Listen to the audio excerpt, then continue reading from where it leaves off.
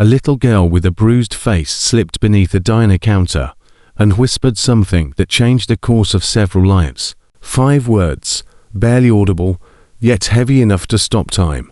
"Please don't tell him I'm here." The man she was hiding from was already crossing the parking lot. The waitress went rigid. The cook vanished into the back. Every soul in that diner found somewhere else to look. Every soul except one. A battle-scarred ex-Marine sitting alone in the far corner booth. A man who hadn't spoken a full sentence to another human being in 3 days. Set down his coffee, rose slowly to his feet, and walked straight toward the door. What unfolded next will stay with you. Don't go anywhere. This story demands every minute of your attention. The October wind came off the Texas Panhandle, them think feral and hungry. It rattled the windows of the broken wheel diner hard enough to make the glass sink.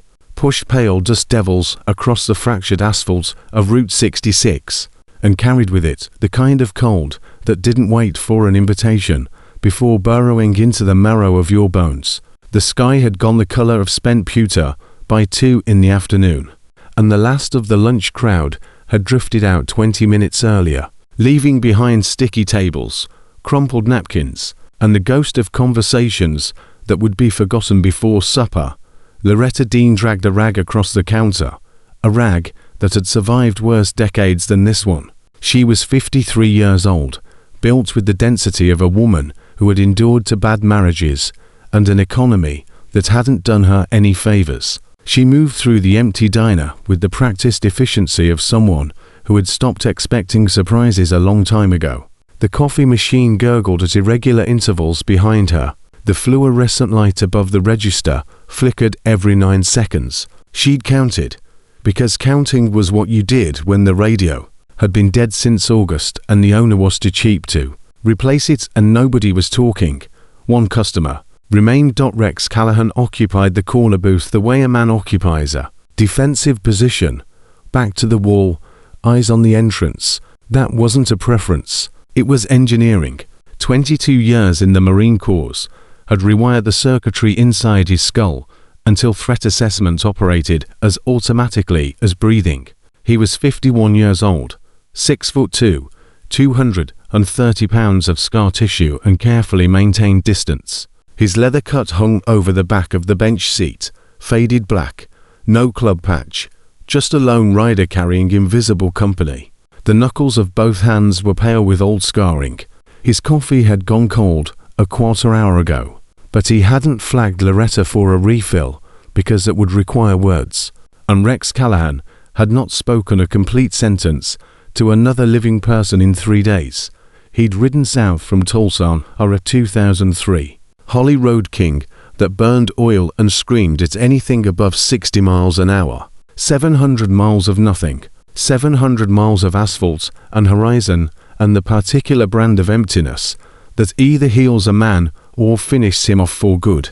Rex wasn't yet sure which process was winning. The diner smelled like scorched bacon grease, institutional coffee, and the accumulated ghost of every cigarette Alice smoked inside these walls before the county made it illegal. Rex could hear the wind working at the building. He could hear the squeak of Loretta's rag against the laminate counter. He could hear the ice machine cycling in the back kitchen. And then he heard something else, a sound so small it nearly wasn't there at all. The front door opened precisely 4 inches. Not enough for a person, barely enough for a dog. Then it closed again with a click so quiet Loretta never turned around.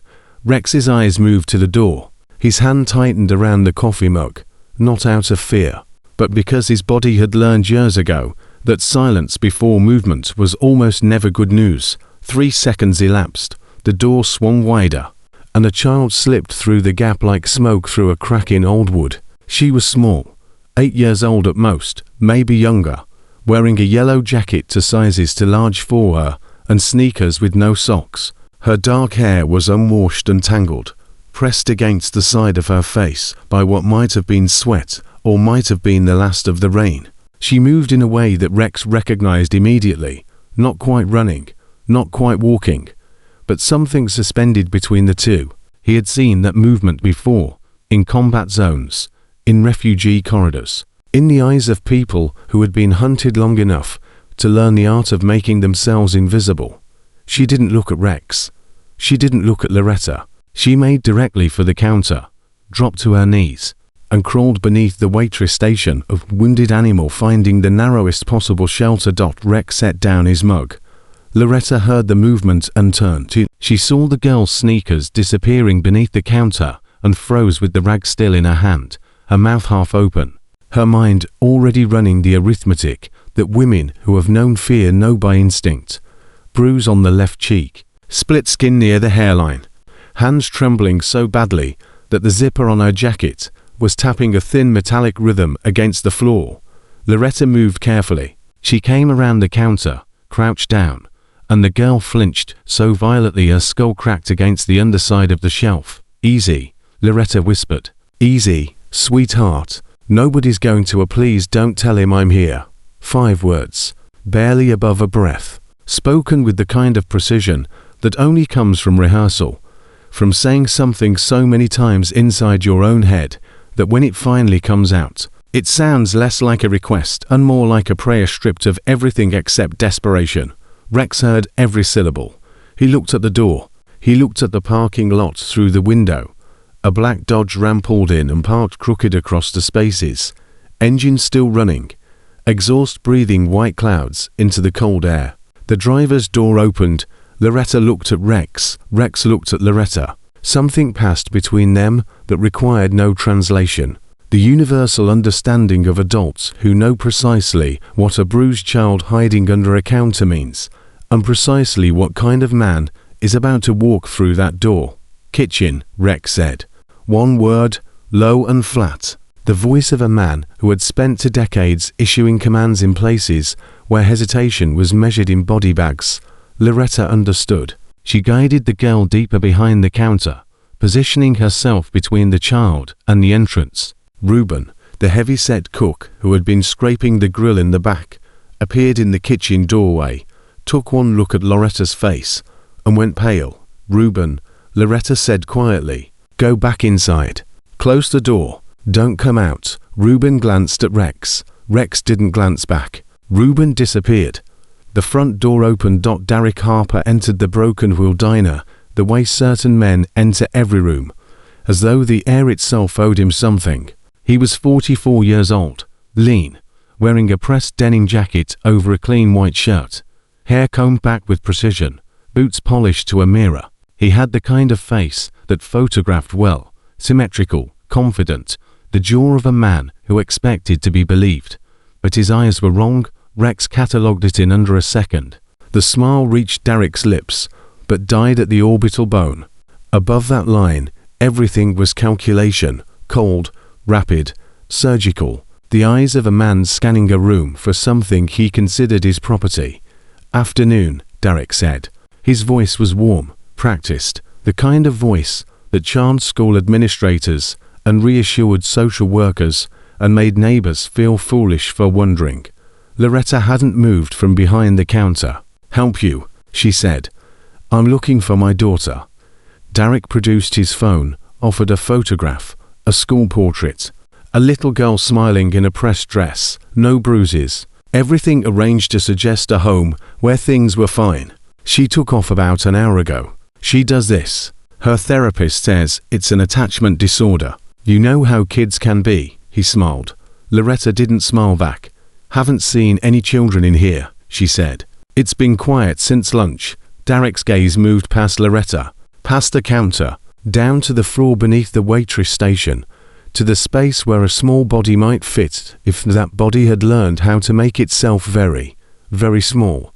"Mind if I look around?" Still warm, still smiling, but his right hand had come to rest on the counter, and his fingers were tapping against the laminate in a rhythm that wasn't casual. It was the rhythm of a man running out of the patience he was performing. "Nothing to see," Loretta said. "I'd like to check anyway." The warmth was thinning now. "She's my stepdaughter.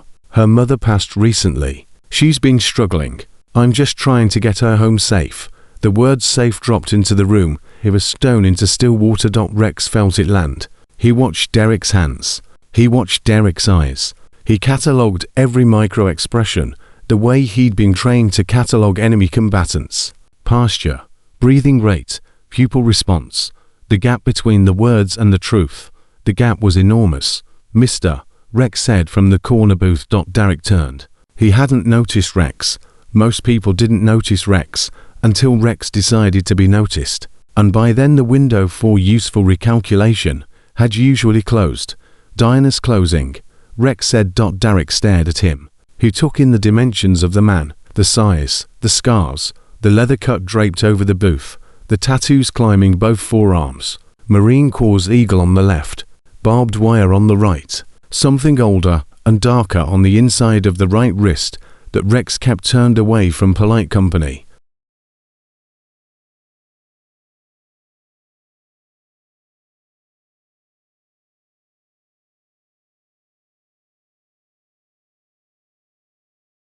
"I don't think that's your call," Derek said, the smile recalibrating. "It's mine," Loretta said. "And he's right. We're closing up." Something shifted behind Derek's eyes. The performance flickered. For exactly half a second, the mask slipped, and what existed beneath it was so controlled and so cold that Loretta took an involuntary step backward. Then the mask returned. "Look," Derek said. "Both palms up now."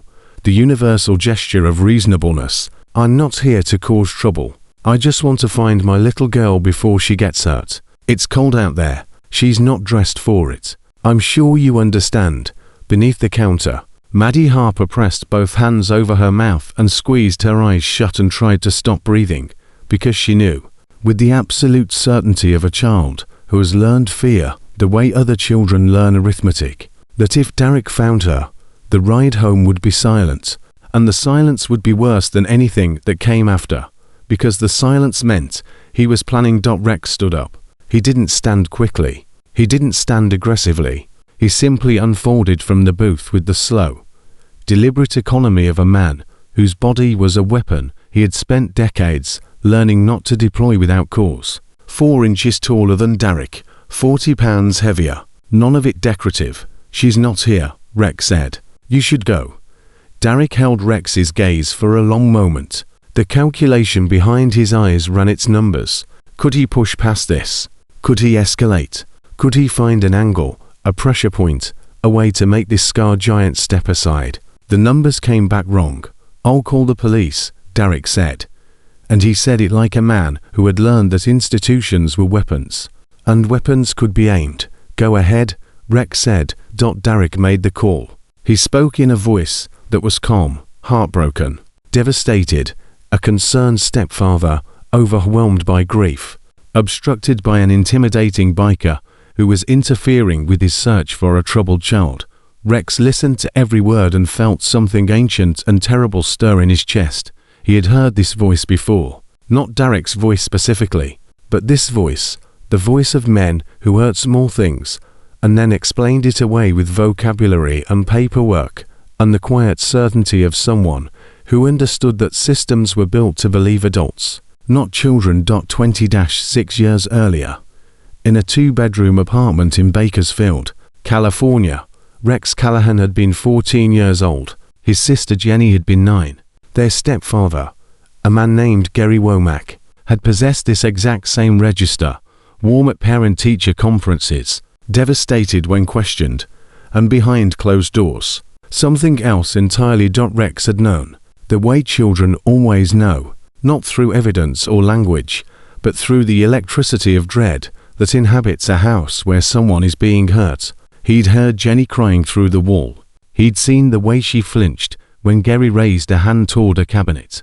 He'd watched her construct elaborate lies to explain the marks on her arms, and he had done nothing. He'd been 14. He'd been afraid.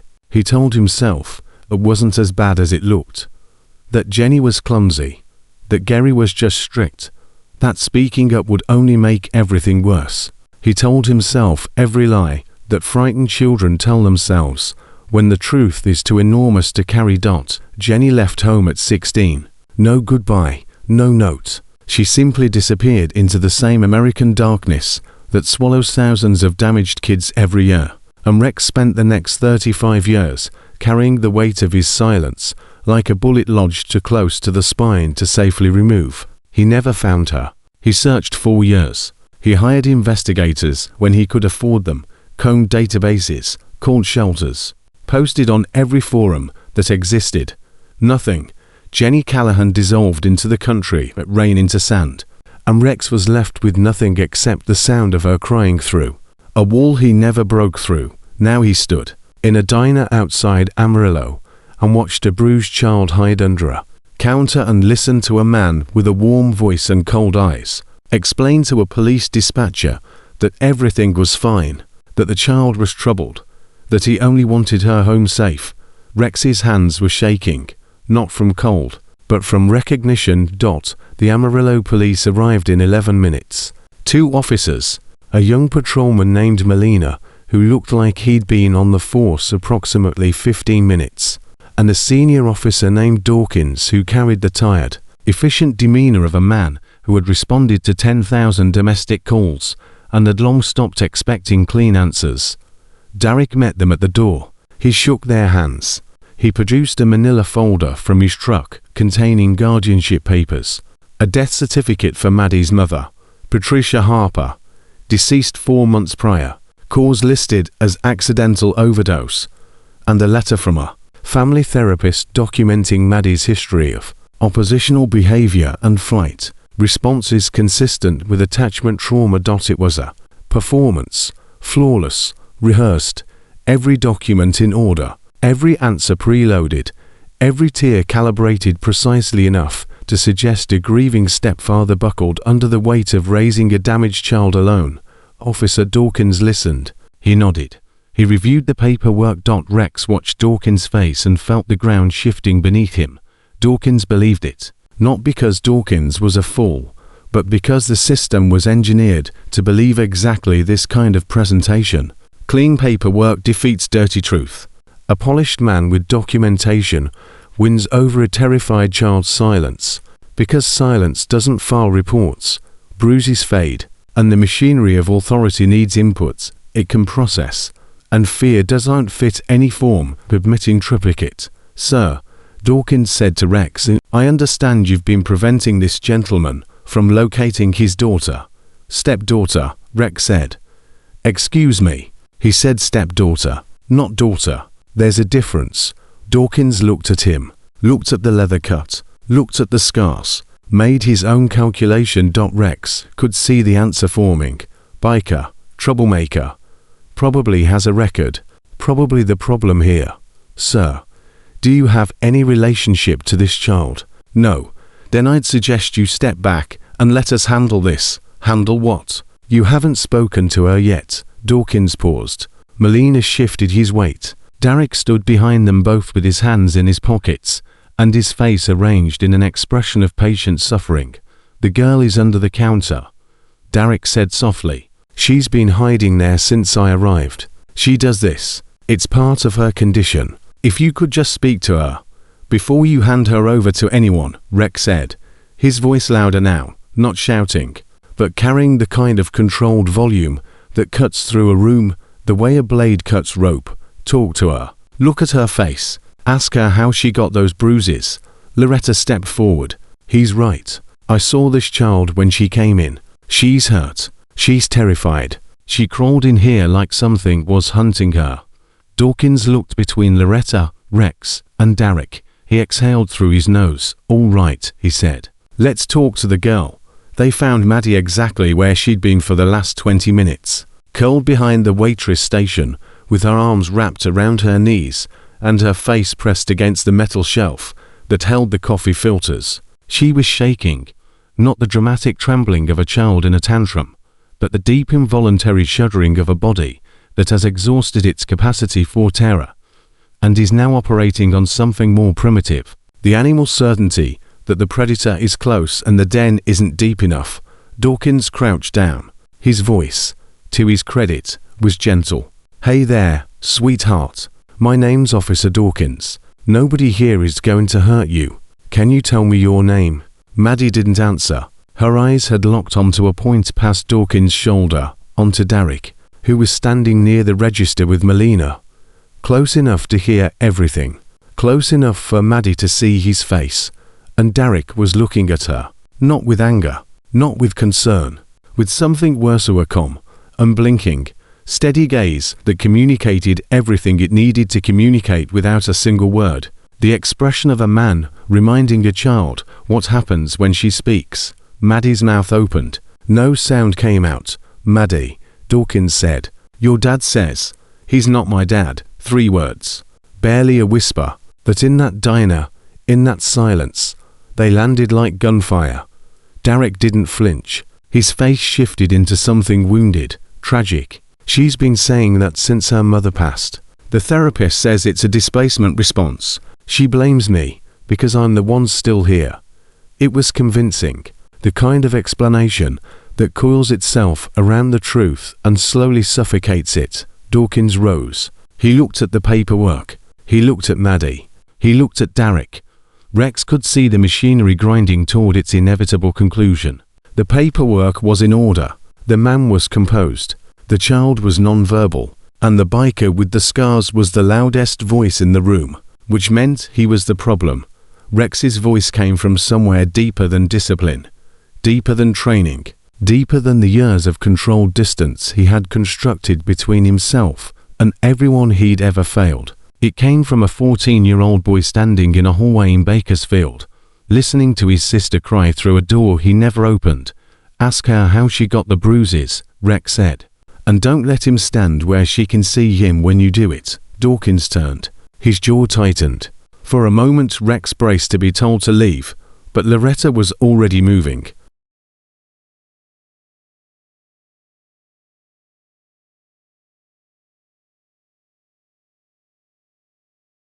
She stepped squarely between Derek and Maddie's line of sight, her body a wall, and she looked at Dawkins with the unshakable certainty of a woman who has survived enough to know that silence is not the same thing as safety. "Do it," Loretta said. "Please." Dawkins hesitated. Then he turned back to Maddie. "Sweetheart, can you tell me how you got hurt?" Maddie's eyes moved from Derek's block silhouette to Dawkins' face. Her hands wouldn't stop shaking. Her lower lip trembled so hard she bit down on it, and a thin line of blood appeared at the corner of her mouth. She didn't speak. Instead, she reached into the pocket of her oversized yellow jacket and withdrew a folded piece of paper, notebook paper, torn from a spiral binding, the edges ragged. She'd been carrying it the way soldiers carry last letters, close to the body, ready for the moment when words spoken out loud would be too dangerous. She held it toward Dawkins. Dawkins reached for it. Maddie pulled it back. She looked past Dawkins, past Loretta, past Derek. She looked at Rex, the enormous, scarred, silent stranger sitting in the corner of a dying Texas diner. A man she had never met. A man whose name she didn't know. A man whose life had intersected with hers for exactly 23 minutes.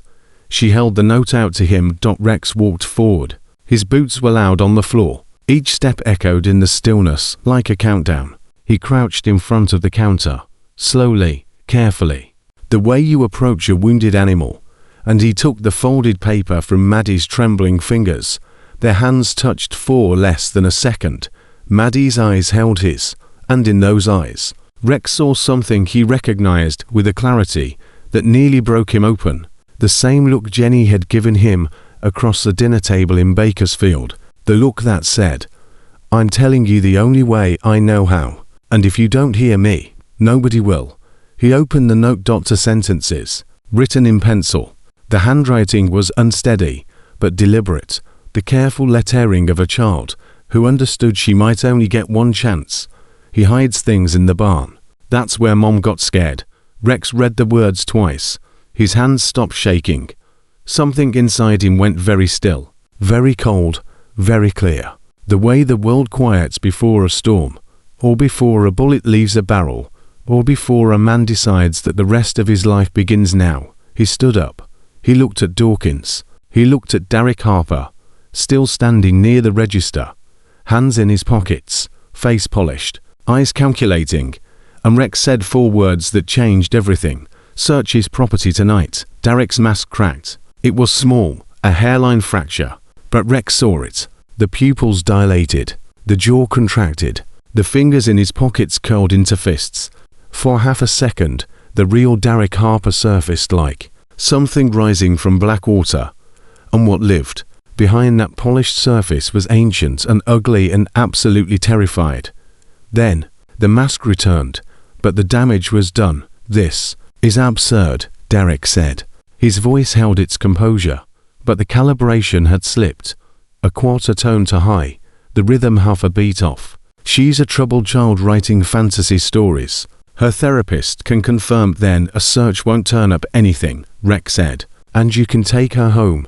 The diner fell silent. The fluorescent light flickered. The coffee machine gurgled. The wine struck the windows like a fist. Dawkins looked at the note. He looked at Maddie, who had pulled her knees tighter against her chest, and was staring at the floor with the hollow concentration of a child who had just surrendered the only secret keeping her alive. He looked at Derek Dot, and something in Dawkins' face changed. Not dramatically, just a small recalibration. A veteran cop's gut instinct finally overriding the paperwork, finally hearing the frequency that all those documents had been designed to drown out. "Mr. Harper," Dawkins said slowly, "would you consent to a search of your property?" Derek's smile was gone. What replaced it was harder, cornered, stripped of pretense. "Absolutely not. Not without a warrant. I know my rights. Nobody said you didn't. This is harassment. This criminal is interfering with—" "I haven't committed a crime," Rex said quietly. "Have you?" The question hung in the air like smoke. Outside, the wind screamed across the Texas flatland. Inside the broken wheel diner, a little girl with bruises on her face had just handed a stranger to sentences, pointing towards something buried on a dead woman's property, something that a man with cold eyes and perfect documents desperately needed no one to find. Dawkins pulled Melina aside. They spoke in low voices near the door. Derek stood rigidly by the counter, his eyes moving between Rex and the space beneath the counter where Maddie was hiding. And in those eyes was a new expression, not quite fear, the rapid, furious calculation of a man watching his architecture collapse and searching for the load-bearing wall he could still reinforce. Rex didn't move. He stood between Derek and the counter like something built from scar tissue and stubbornness. The folded note in his hand. He thought about Jenny. He thought about Bakersfield. He thought about every mile he had ridden alone through the American dark, trying to outrun a guilt with no expiration date. Not this time. Whatever was hiding in that barn, whatever truth lay beneath the paperwork and the performance, and the cold machinery of a man who had learned to weaponize institutions, Rex Callahan was going to find it, and somewhere deep in his chest, in the place where a 14-year-old boy still stood in a hallway listening to his sister cry through a wall he never broke through, something shifted. Not redemption, not yet, but the sound of a door finally opening. Dawkins turned back from his conversation with Melina. His radio crackled on his shoulder. "Mr. Harper," he said, "we're going to need you to come with us to the station while we sort this out. The child will remain in protective." "No." Derek's voice was different now. The warmth was gone. The performance was gone. What remained was flat and metallic and stripped of everything except refusal. "She's my legal responsibility. I have the documentation. You have no grounds to assert." I said no. And then Derek Harper made the first real mistake Rex had seen him make all afternoon. He took a step toward the counter, toward Maddie, and Rex Callahan, 51 years old, 230 pounds, 22 years in the Marine Corps, 700 miles of highway behind him, and a lifetime of failure burning in his chest, stepped directly into his path. They were close enough to breathe each other's air. Derek looked up at Rex. Rex looked down at Derek. The fluorescent light buzzed above them like a wasp trapped in glass. "Touch her," Rex said, his voice barely above a whisper, "and I will end this conversation in a way that paperwork cannot fix." The diner held its breath. Maddie held her breath. Loretta held her breath. Even the wind outside seemed to pause, and into that silence, from somewhere beyond the parking lot, beyond the dead grass and the cracked highway and the flat grey expanse of the panhandle, came a sound, low at first, then louder. Then louder still, the unmistakable, bone-deep rumble of motorcycle engines. Not one, not two. 8. Rex didn't turn around. He didn't need to. He recognized the sound the way a man recognizes his own heartbeat, the synchronized thunder of Harley-Davidsons ridden by men who had learned to travel in formation because the world had taught them that a lone wolf survives. But a pack indoors, through the diner window, headlights cut through the gathering darkness. 8 motorcycles pulled into the parking lot in a staggered line, chrome catching the neon glow of the diner sign, exhaust turning to ghosts in the cold air. Derek's face went white, not because the bikers revved their engines or shouted or made any aggressive gesture whatsoever, because they were still, because they parked and killed their engines and sat there, 8 men in leather watching the diner through the glass with the patient, unmoving attention of men who had all the time in the world, and absolutely nowhere else they needed to be. Dawkins looked out the window. Molina's hand moved to his belt. Rex still hadn't turned around, but for the first time in 3 days, he wasn't alone. And under the counter, in the dark, with her bruised face and her shaking hands and her torn notebook page now resting in the possession of a stranger who had decided, for reasons she couldn't yet understand, that her survival mattered more than his silence. Maddie Harper heard the engines to . She didn't know what they meant. She didn't know who those men were. But something in the sound, something low and steady and unbreakable, made her stop shaking, just for a moment, just long enough to breathe. Derek smiled again. But this time the smile was different. This time it was the smile of a man who understood that the game had changed, that the rules he'd mastered no longer applied, and that somewhere in the fading daylight of an October afternoon in Texas, the walls he had built around his secrets had just developed a crack he couldn't plaster over. He reached into his jacket pocket. Every eye in the diner locked onto his hand. He withdrew a phone. He dialed. And he said 3 words that turned Rex's blood to ice. "Bring the lawyer."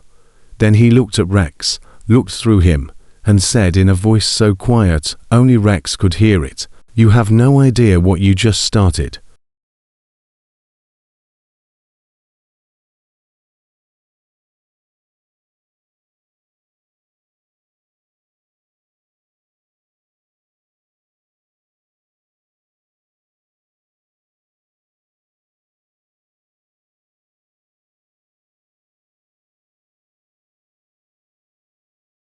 Outside, the engines were silent. 8 bikers sat motionless in the cold. The sky was black now.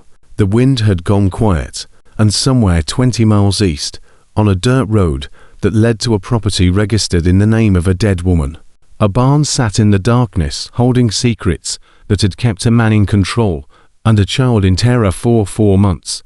Secrets that a folded piece of notebook paper had just pulled into the light. Rex looked at Maddie. Maddie looked at Rex. Neither one of them blinked. The lawyer arrived in a silver Mercedes that looked like it had never touched a dirt road. 40-7 minutes. That was the interval between Derek's phone call and the moment the headlights swept across the diner parking lot, and the car slid alongside the row of silent hollies. 47 minutes during which nobody inside the broken room moved, nobody left, and nobody spoke above a whisper, except Derek Harper, who had settled into a booth near the window and sat with his arms crossed and legs extended, and the expression of a man who had played this particular game before and understood that time, properly wielded, was a weapon. Rex hadn't moved from the counter. His coffee was long dead. His back ached from 700 miles on the road, King, and his knees were complaining about the cold concrete floor, and none of that registered, because 4 feet behind him, a child was still breathing in short, ragged bursts that sounded like something breaking in slow motion. Loretta had draped a flannel blanket around Maddie's shoulders, pulled from the lost and found box in the back, a faded red thing that smelled like motor oil and dust, and had placed a glass of water beside her that Maddie hadn't touched. The girl's eyes were open, fixed on nothing. The 1,000-yard stare reproduced in perfect fidelity in the face of an 8-year-old child. Rex knew that stare. He had worn it himself. He had seen it in the faces of Marines who had stopped processing the present because the present had become unsurvivable. The brain's emergency withdrawal. Not unconsciousness, but a controlled retreat to somewhere internal and unreachable, where the incoming fire couldn't follow. Maddie was gone, physically present, psychologically evacuated. And Rex understood with a certainty that tightened his chest that every minute she remained in the same room as Derek Harper, the deeper she withdrew into that bunker, and the harder it would be to bring her back. The lawyer's name was Catherine Voss. She was 51, immaculately assembled in charcoal wool, and she entered the diner carrying a leather briefcase and an authority that rearranged the room's hierarchy before she had spoken a word. Her heels clicked across the linoleum. She didn't look at Rex. She didn't look at Loretta. She went directly to Officer Dawkins, produced a business card, and said, "I represent Mr. Harper. My client will not be answering any further questions, and I'd like to discuss the immediate return of his stepdaughter." Dawkins read the card. His eyebrows moved a fraction of an inch, which for Dawkins was the equivalent of a civilian gasping out loud. "Homan, Voss, and Kendrick," he said. "That's out of Dallas. It is. Long way to drive for a runaway kid." Catherine Voss produced a professional smile, the kind that communicated warmth, the way a fluorescent bulb communicates sunlight. Technically present, fundamentally artificial. "Mr. Harper is a valued client. His stepdaughter has serious needs. We'd like to resolve this quickly and get her the care she requires." Rex watched. He watched the way Dawkins' posture adjusted. Not collapse, not defeat, but the subtle recalibration of a man recognizing that the battlefield had shifted from human judgment to legal architecture. And legal architecture was not his terrain. The front door opened again. Cold air poured in. One of the bikers stepped inside, shorter than Rex by 3 inches, but wider by 20 pounds, built like something assembled from industrial components. Late 40s, grey-streaked beard, shaved head, hands that looked like they had been through refineries. His leather cup bore a patch Rex recognized. The Iron Horses MC out of Lubbock. Not outlaws in any criminal sense. Veterans, mostly. Ex-military, ex-law enforcement, ex-everything. Men who had been processed by the machine and expelled from the other side, with nothing remaining except each other. The biker's name was Hutch. Rex knew him from a charity ride years back. They weren't friends. They were something both less and more than that. To men who had shared a road and understood each other the way only broken men can. Hutch looked at Rex, looked at Derek, looked at the lawyer, looked at the cops. "Read the room the way a tracker reads ground. Saw your bike out front," Hutch said to Rex. "Saw the cruisers. Figured either you were in trouble or you'd found some." "Found some," Rex said. Hutch nodded. He didn't ask for details. "How many have you got outside?" Rex asked. 7. "We were coming back from a funeral in Tucumcari." He paused. "Manny Reeves." Rex's jaw tightened. Another veteran. Another ghost. The war kept killing them long after the shooting stopped. "How'd he go?" "The usual way. Alone." The words sat between them like a stone on a grave. Rex nodded. Hutch nodded.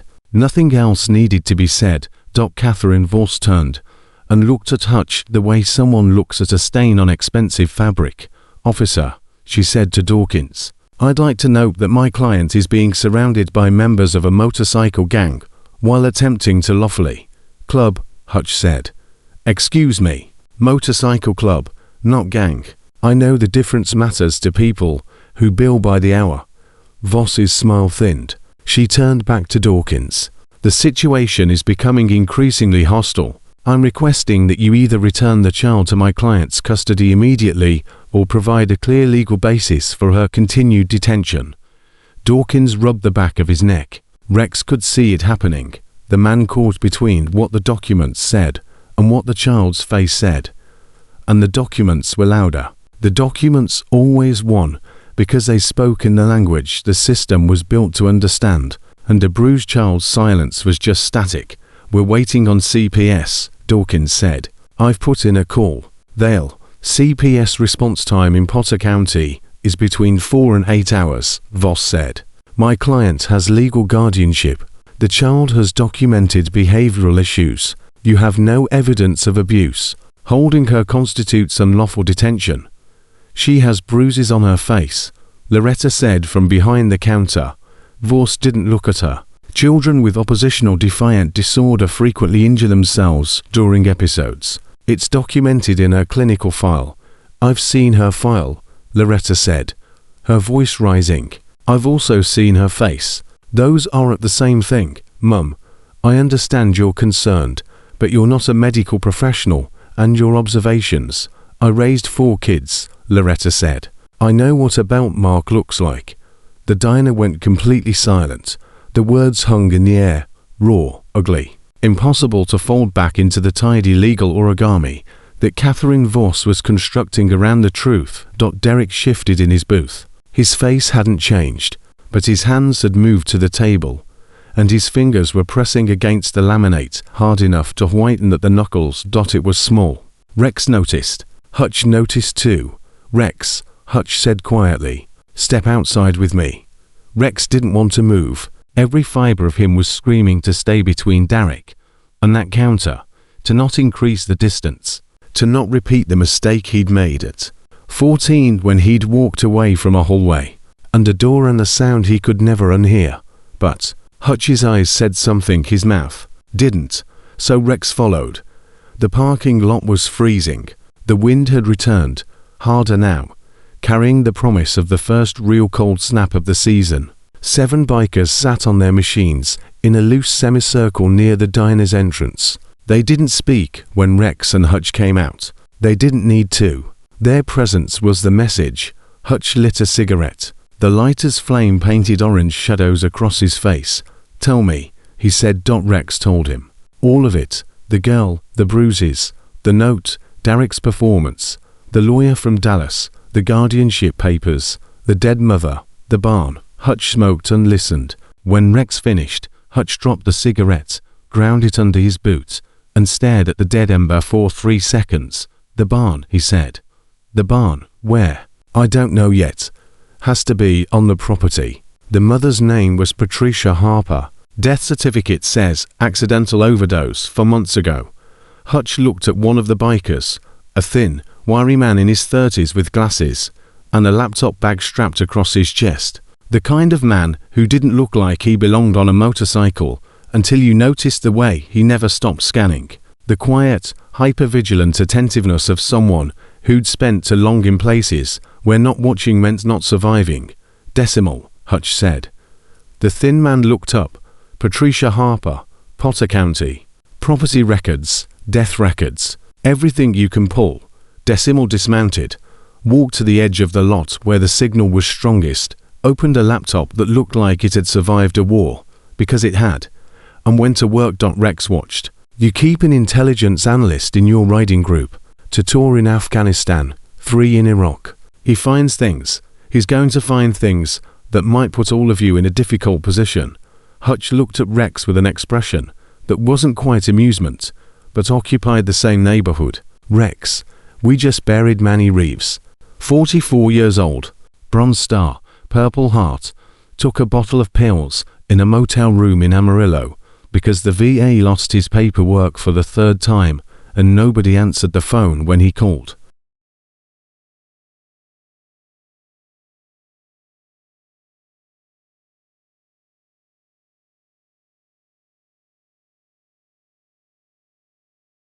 He paused. Don't talk to me about difficult positions. Rex said nothing. There was nothing to say. Inside the diner, the situation was deteriorating. They could hear it through the glass. Voss's voice, sharp and precise, methodically dismantling Dawkins' resolve with the efficiency of someone who understood that law enforcement officers feared lawsuits the way soldiers feared ambushes. Dawkins was retreating, not physically, but procedurally, jurisdictionally, in all the invisible ways that mattered. Rex pushed back through the door. No obligation to detain the child, Voss was saying. CPS has not been dispatched. No emergency order has been issued. My client, your client has a barn, Rex said. The room stopped. Voss turned. Her expression was controlled. but her eyes moved too fast.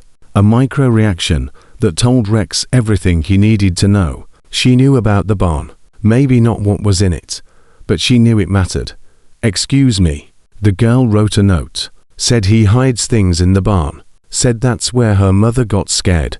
Rex looked at Dawkins. "You've got a child with injuries, a dead mother whose death is listed as an overdose, and a note pointing to physical evidence on the property. That's probable cause.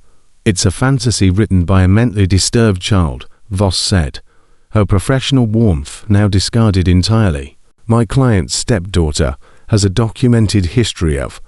"Then let them search."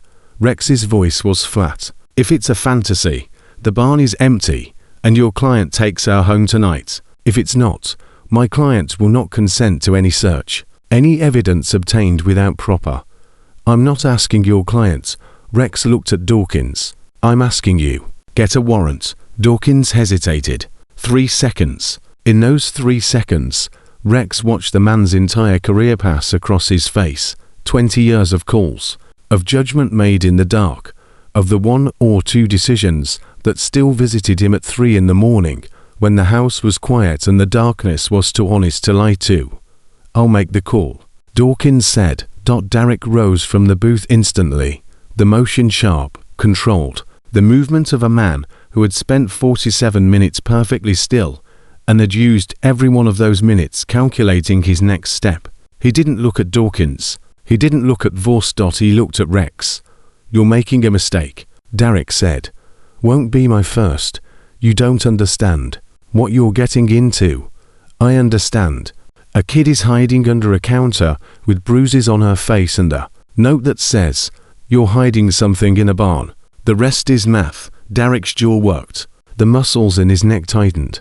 For one terrible moment the mask didn't just crack, it shattered. And what lived underneath it was something Rex had seen before. In interrogation rooms, in combat zones, in the face of a man, Gary Womack standing over a 9-year-old girl, her Bakersfield apartment. Rage. Not hot rage.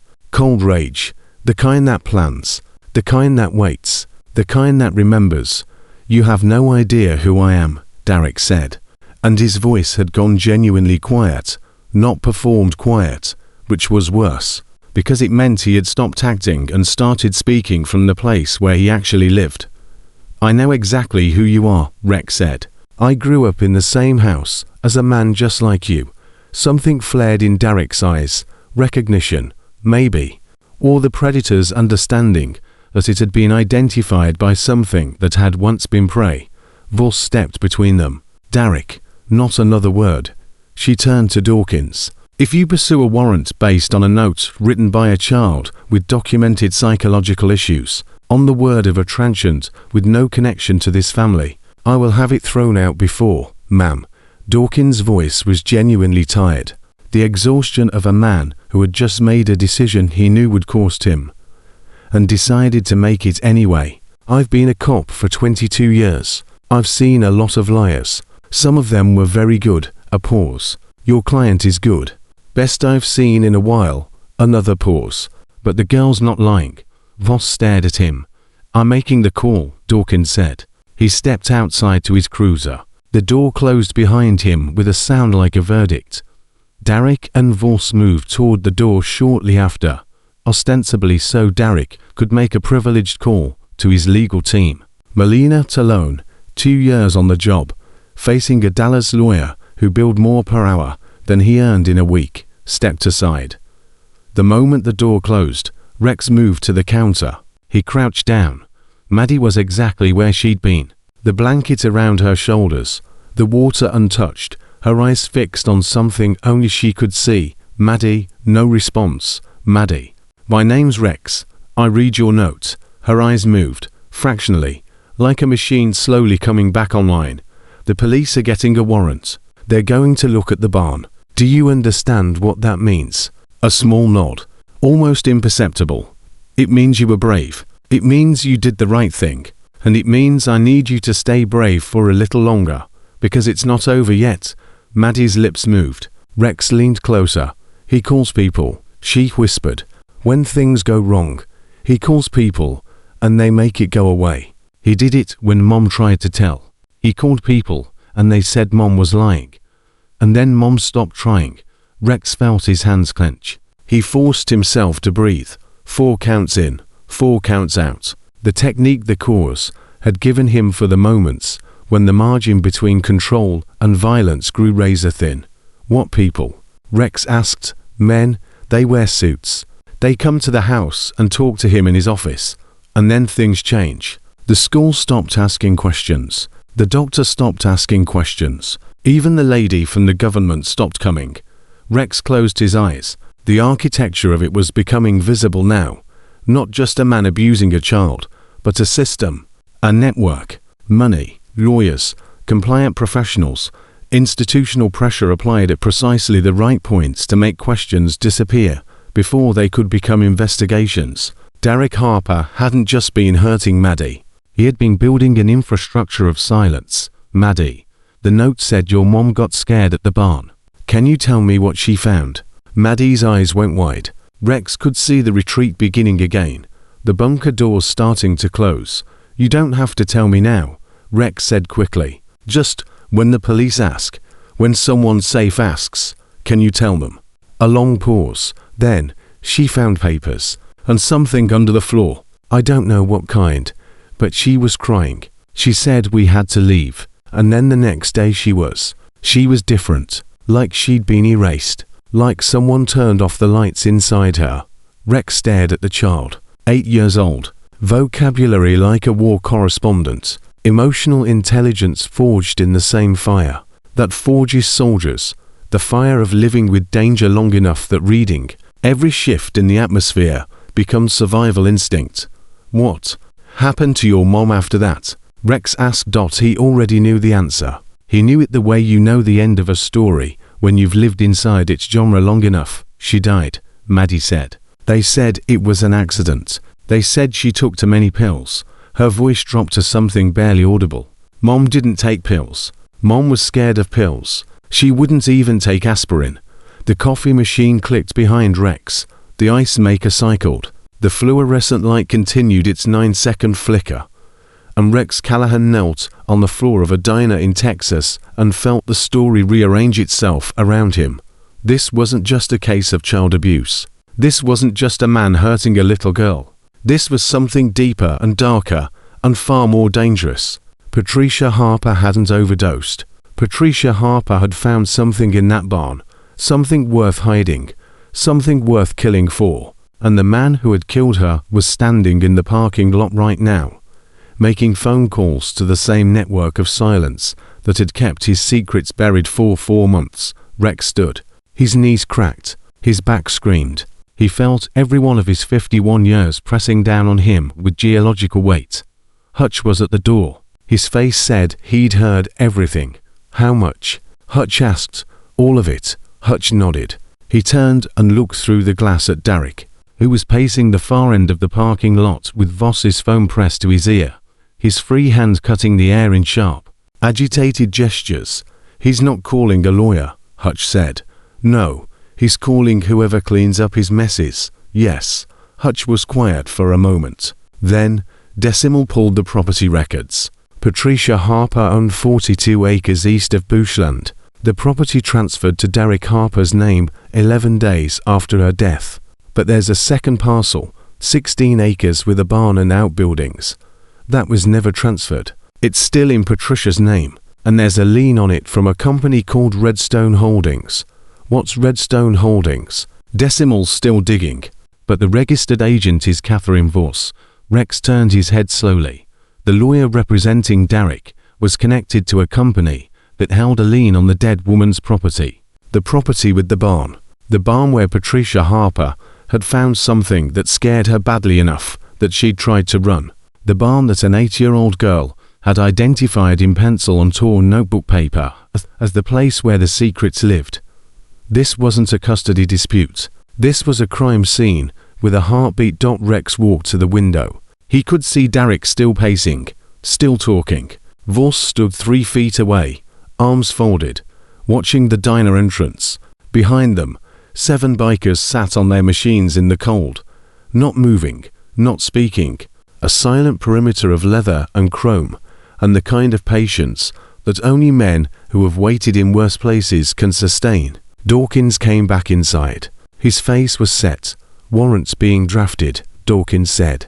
"Judge Macmillan is signing it tonight. We'll have it within 2 hours." 2 hours, Rex said. "Best I can do, 2 hours. In 2 hours Derek could make a dozen calls. In 2 hours a barn could be emptied. Evidence moved. Documents reduced to ash. In 2 hours the infrastructure of silence that Derek Harper had spent months constructing could mobilize and adapt and swallow every piece of truth that a dead woman and her daughter had tried to preserve." Rex looked at Hutch. "The barn's 20 miles east," Hutch said. "Empty property. Nobody living there. If he gets someone there before the warrant, everything under that floor disappears. The girl goes home with him, and nobody ever asks another question." The diner was silent. Loretta stood behind the counter with her hand near Maddie's shoulder. Melina stood by the door looking like a man who had wandered onto the wrong stage and couldn't find the exit. The wind hammered the glass. Rex made a decision. It was not a good decision. It was not a legal decision. It was the kind of decision a man makes when every legitimate path has been narrowed to a single point and the only options remaining are bad ones arranged in order of how much damage they'll do. "Hutch," Rex said, "I need 4 of your guys on that property. Not on it, near it. Watching the road. If anyone shows up before the warrant arrives, I need to know." Hutch didn't hesitate. He pushed through the door, walked to his riders, and spoke in the brief, flat language of men who had operated together in environments where words were liabilities. 4 bikers peeled away from the group, started their engines, and rolled east. Their tail lights faded into the dark like red stars dropping below the horizon. Derek watched them go. He lowered the phone. He looked at the departing bikes, then at the diner, then at Voss, and then he started walking toward his truck. "Officer," Rex said to Melina. "He's moving." Melina stepped outside. "Mr. Harper, sir, I need you to stay." "Am I under arrest?" Melina faltered. "No, sir, but then I'm free to leave.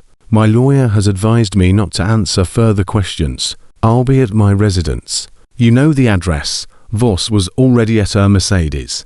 Derek was at his truck. The engine started with a sound that cut through the night. Rex grabbed Melina's arm. "Don't let him go to that property. Sir, I can't detain him without. He's going to destroy evidence. The warrant won't matter if the barn is empty." Melina's face was a battlefield. Training versus instinct. Protocol versus the image of a child's face. He radioed it in, but the words came out uncertain, filtered through the cautious language of a young officer who understood that one wrong call could end his career before it had properly started. Derek's truck pulled out of the lot. Voss's Mercedes followed, to sets of tail lights heading east toward bushland, toward the barn. Rex turned to Loretta. "Stay with her. Don't open the door for anyone you don't recognize. Dawkins will be back." "Where are you going?" Rex grabbed his leather coat from the booth, pulled it on, and walked out into the freezing dark. His boots crunched on the gravel. The remaining 3 bikers looked at him. Hutch's second in command, a massive, quiet man named Drummond with a prosthetic left hand, and the stillness of someone long comfortable inside their own damage, nodded once. "We're riding?" Drummond asked. "We're riding." Rex swung his leg over the road king. The engine caught on the 3rd kick. It always caught on the 3rd kick, and the sound that filled the parking lot was not aggressive or theatrical. It was low and steady and constant, the heartbeat of a machine carrying a man towards something he couldn't turn away from, something that had been waiting for him for 26 years, something that had started in a hallway in Bakersfield when he was 14. And his sister was 9, and the door was closed, and he walked away. 4 motorcycles pulled out of the broken wheel diner parking lot and turned east into the Texas dark. Ahead of them, 2 sets of tail lights moved fast along the empty highway, shrinking into the distance like the eyes of something fleeing the light. Behind them, in a dying diner on Route 66, an 8-year-old girl with bruises on her face and a torn piece of notebook paper in her pocket sat, under a stranger's blanket, listening to the sound of engines fading into the night, and wondering if the man who had read her note was coming back, or if he was just another person who would disappear the way everyone always disappeared. The way her mother had disappeared. Rex didn't know what was in that barn. He didn't know what Patricia Harper had found beneath that floor. He didn't know what Redstone Holdings was, or how many people Derek had on his payroll, or whether the warrant would arrive in time, or whether the 4 bikers he'd sent ahead were riding into something worse than an empty building on a dark property. All he knew was this: a 20-mile road, a black sky, a headlight cutting through dust, and the absolute irreversible certainty that he had crossed a line he could not uncross. That the man who had spent 35 years minding his own business had just declared war on someone who had spent years constructing a fortress of lies, and that fortress was about to receive its first visitor. The engines roared, the highway opened, and somewhere ahead in the darkness between Amarillo and Bushland, a barn sat on 42 acres, registered to a dead woman, holding secrets that had already cost one person their life, and were about to pull everyone else into a gravity well from which there was no easy extraction. Rex Callahan rode toward it with 3 strangers at his back, a folded piece of notebook paper in his pocket, and the ghost of a 9-year-old girl, Jenny, riding beside him in the cold. There was no going back. There had never been any going back. The only direction left was through 20 miles of darkness. That was what separated the Broken Wheel Diner from the property registered to a dead woman and Patricia Harper. 20 miles of flat, lightless Texas highway, where the only illumination came from the single headlight of Rex's Road King cutting a narrow tunnel through the black, and behind him 3 more headlights painting the asphalt in cones of white that bounced and shuddered with every fracture in the road. Rex rode at 70. The wind was merciless, 42 degrees and dropping, the kind of cold that didn't negotiate, that went straight through leather and denim and skin and settled against bone like a second skeleton made of ice. His hands were numb on the grips, his eyes streamed. The Road King labored beneath him with the stubborn mechanical determination of a machine that refused to acknowledge its own deterioration.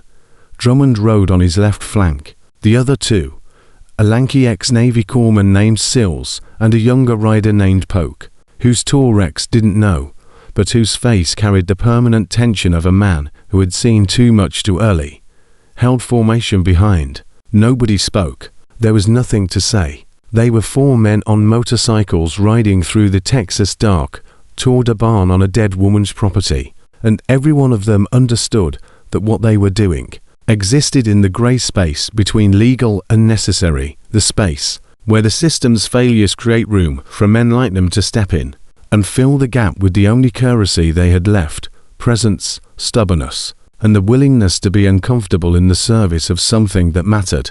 Hutch's advance team had called in their position 12 minutes earlier. 4 riders staged a quarter-mile south of the Harper property on a county maintenance road. No movement, no lights. The barn was dark. The house, a single-story ranch structure set back 200 yards from the road, was dark.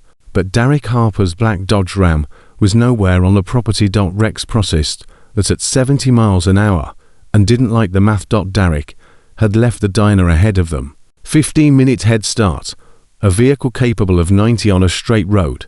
He should have arrived at the property 20 minutes ago. He hadn't, which meant Derek wasn't going to the property. Not yet, not directly. He was stopping somewhere first, meeting someone, activating a piece of the machinery that Catherine Voss and Redstone Holdings had built to protect whatever was hidden beneath that barn's floor. Rex throttled down as Drummond's GPS indicated the turnoff. A dirt road marked by a leaning metal gate and a mailbox with no name. He killed his headlight. The others followed, for motorcycles idled in the dark at the mouth of a road that led into nothing. Engines ticking like mechanical heartbeats in the silence. A flashlight clicked on 50 yards ahead. 3 short blinks. Hutch's signal. They rolled forward. Hutch stood beside his bike at the edge of the county road, where it intersected a drainage ditch overgrown with dead grass. His face was assembled from shadows, the cherry of his cigarette the only color in the dark. 3 other riders flanked him at intervals, military spacing, the kind that didn't need to be discussed because their bodies remembered it. Nothing. Rex asked, killing the engine. Nothing moving. House is dark. Barns locked. Padlock on the main door. Chain on the side entrance. No vehicles. He's not here. No.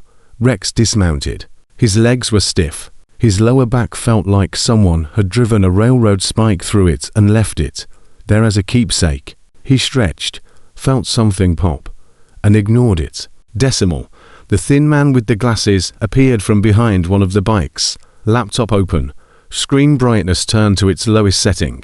The glow painted his face in pale blue and made him look like a ghost, consulting its own records.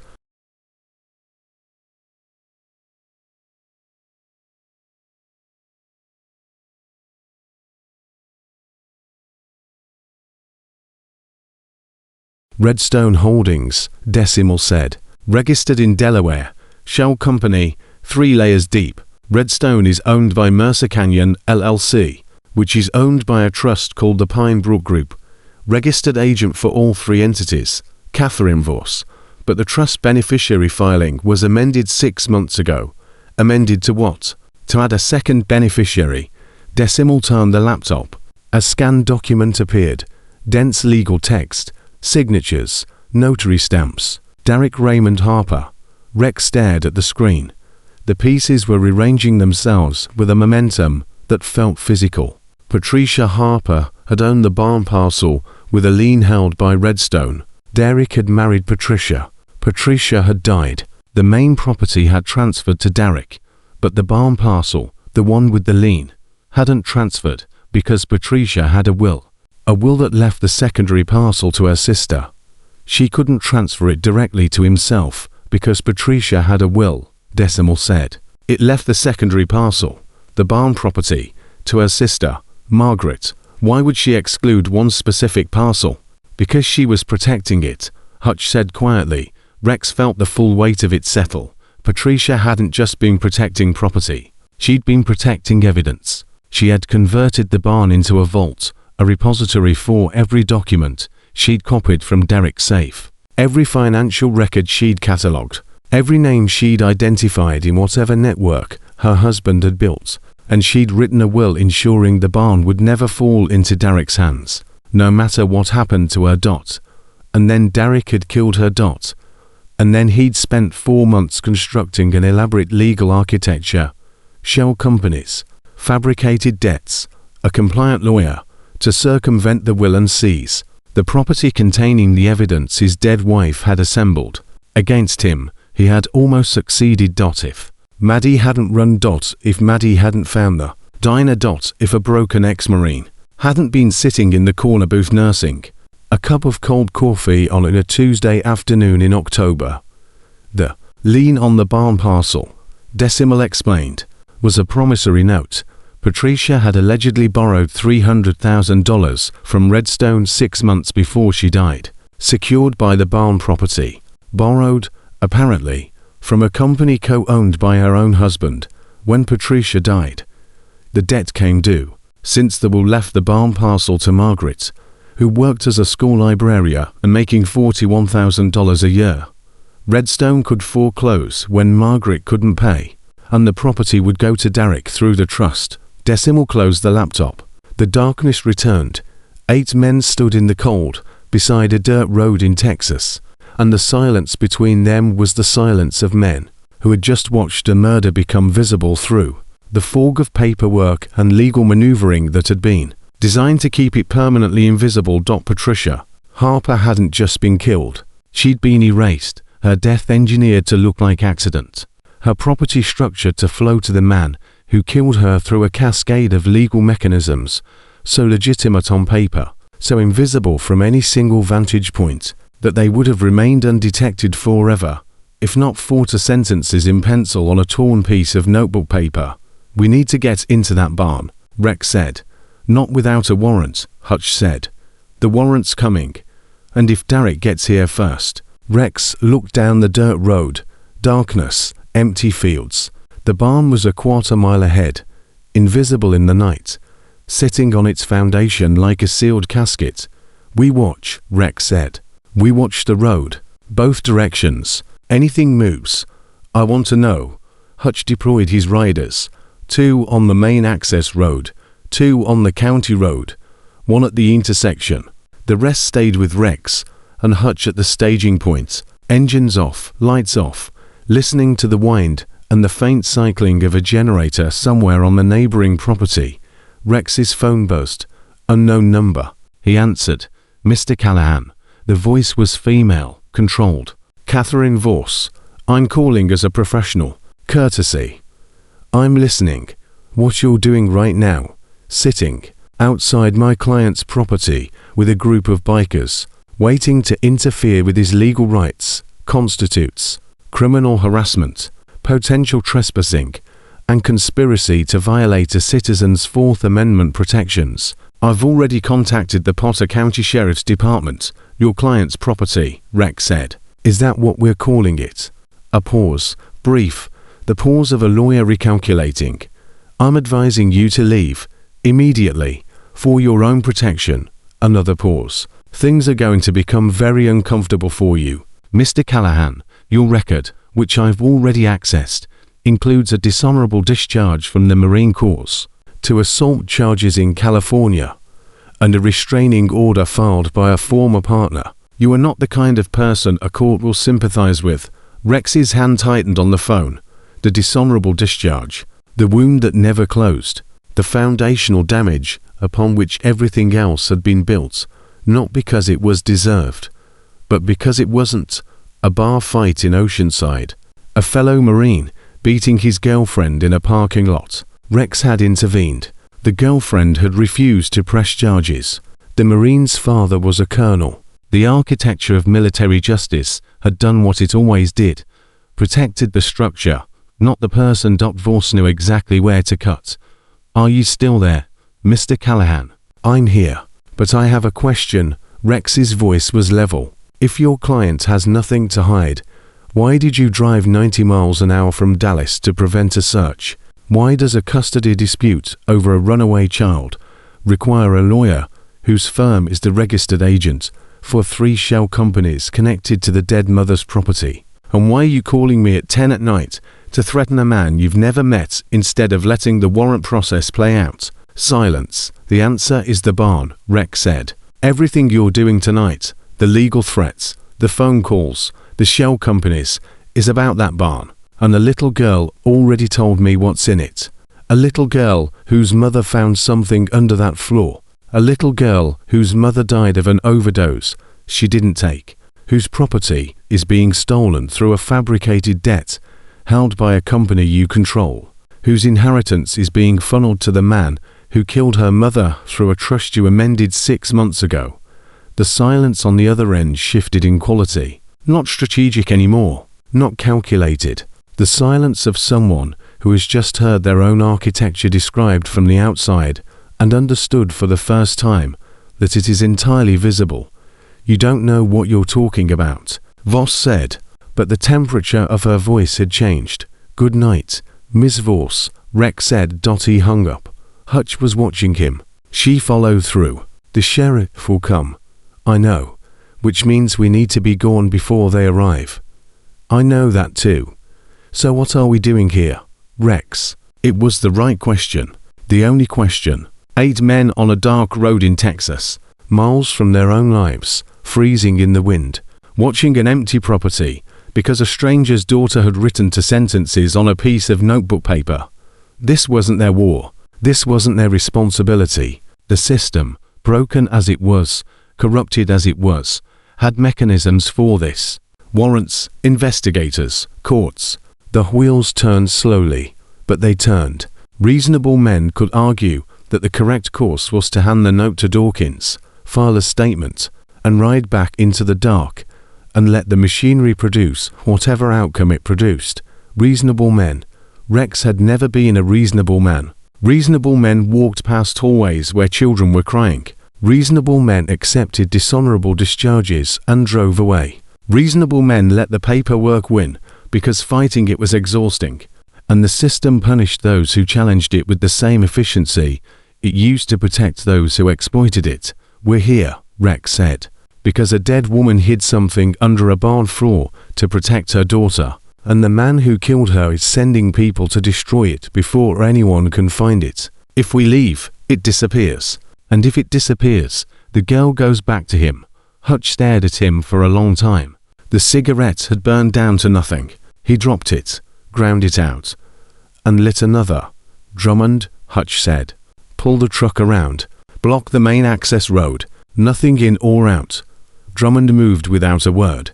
20 seconds later, a battered F-50 that had been parked behind the ditch rumbled to life and repositioned itself across the narrow dirt road. A steel barricade disguised as a breakdown. "Decimal," Hutch said. "Call Dawkins. Tell him we have reason to believe evidence is about to be destroyed on the Harper property. Tell him if the warrant isn't here in 90 minutes, we're calling the state police." Decimal made the call. Rex walked away from the group. He needed 30 seconds, just 30 seconds away from the voices, and the logistics, and the storm system assembling itself around him. He stood at the edge of the drainage ditch and looked at the sky, where no stars were visible through the clouds, and felt the first drops of rain begin to fall, cold, sparse. The advance scouts of something heavier coming. His phone buzzed. A text from the unknown number. 4 words. "I know about Jenny." Rex stopped breathing.